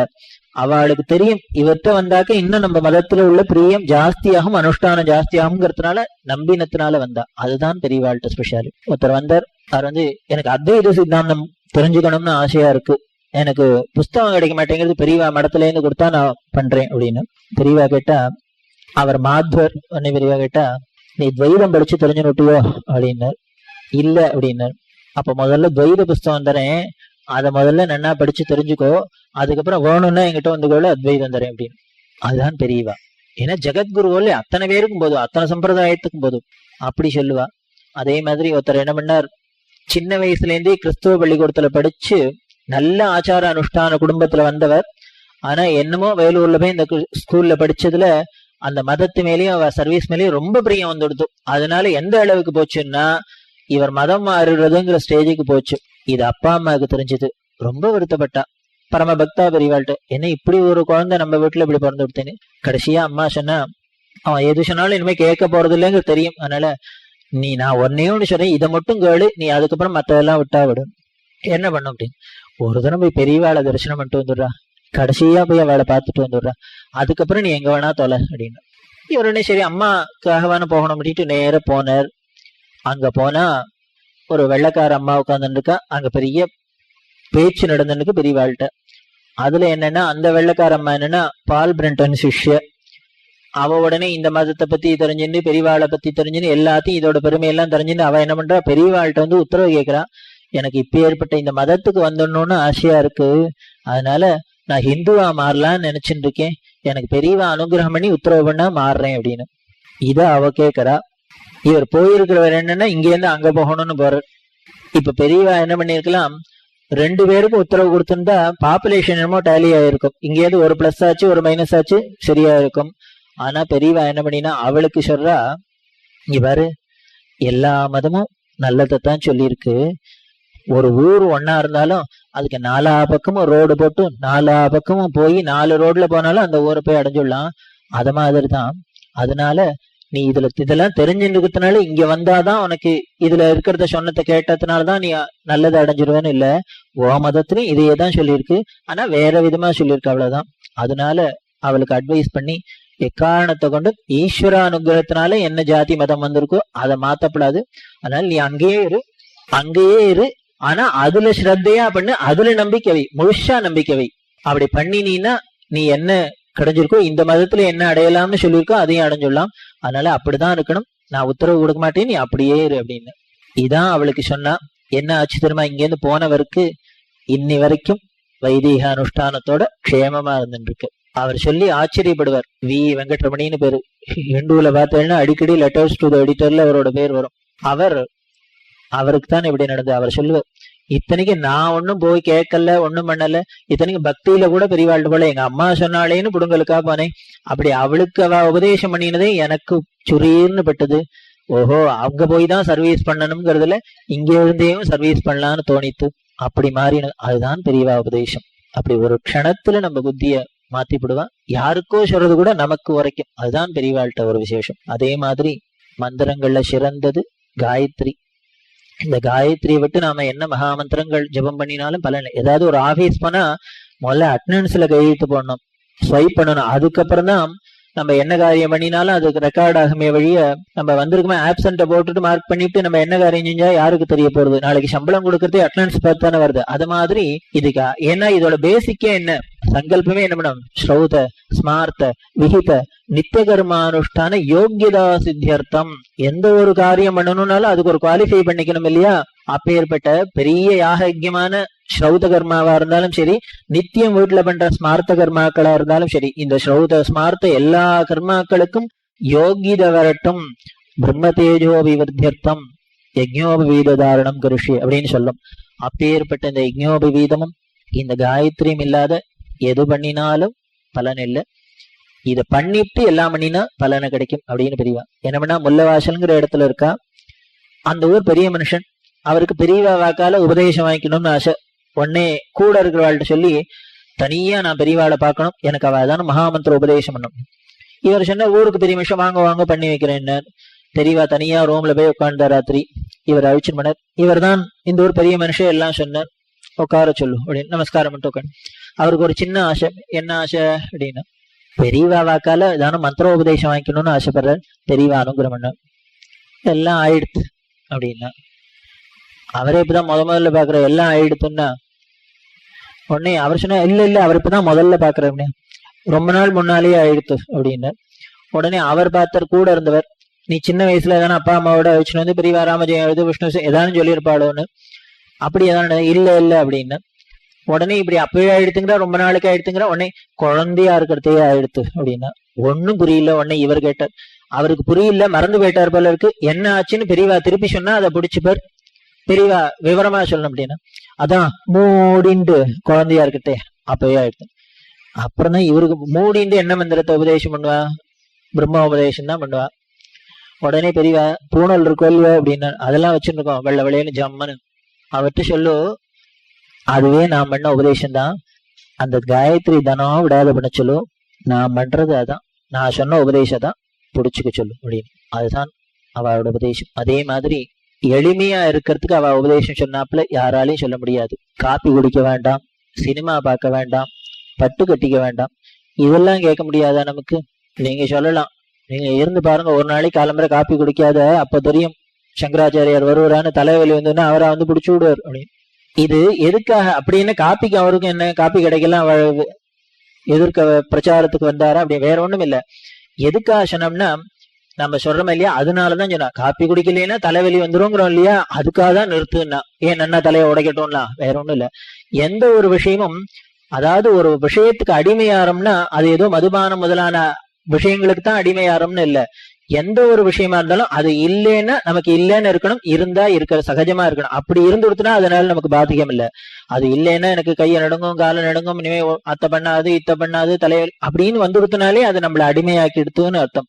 இப்படி ஒரு விஷயத்துக்கு போய் நீ அடிமையாயிட்டா அப்புறம் உனக்கு எங்க ஞான விசாரத்துக்கு போறது, மோட்சம் வருது. அதனாலதான் பெரியவா வேண்டாம்னு சொன்னா. இப்படி சினிமா பார்த்தா அவருக்கு என்ன அப்படின்னா, பொழுது போதா என்ன பண்றது அப்படின்னா, ஏன் இல்ல 18 புராணத்தை எடுத்து வச்சுன்னு போனா எத்தனை ஒரு ஜென்மா போருமா?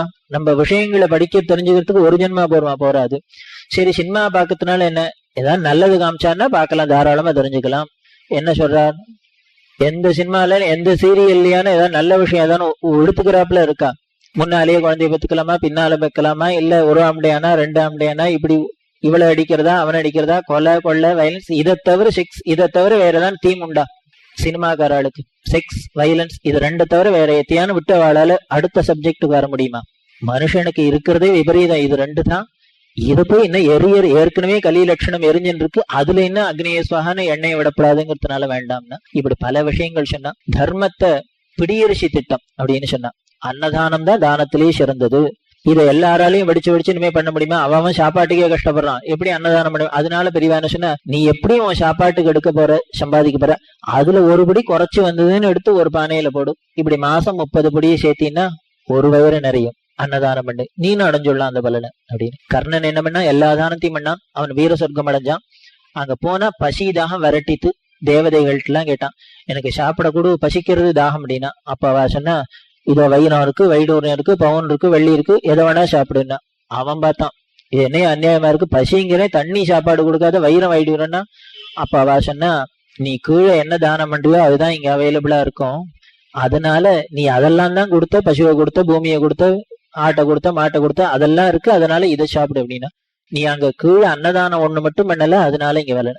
இப்பதான் எனக்கு அதோட பெருமை தெரிஞ்சது. நான் இப்ப எப்படி இப்படியே பசி தாகத்துல வாட வேண்டியதானா அப்படின்னா, அப்ப தேவதேவ சொன்னா, ஆனா ஒன்னே ஒண்ணும், நீ அன்னதானம் பண்ணலைனாலும் ஒரு நாளைக்கு உங்ககிட்ட பசியோட ஒருத்தன் வந்தான், அவன்கிட்ட நீ என்ன பண்ணின, அதோ துரியோதன சாதம் போட்டுருக்கான், அங்க போய் சாப்பிடுன்னு விரல காமிச்ச.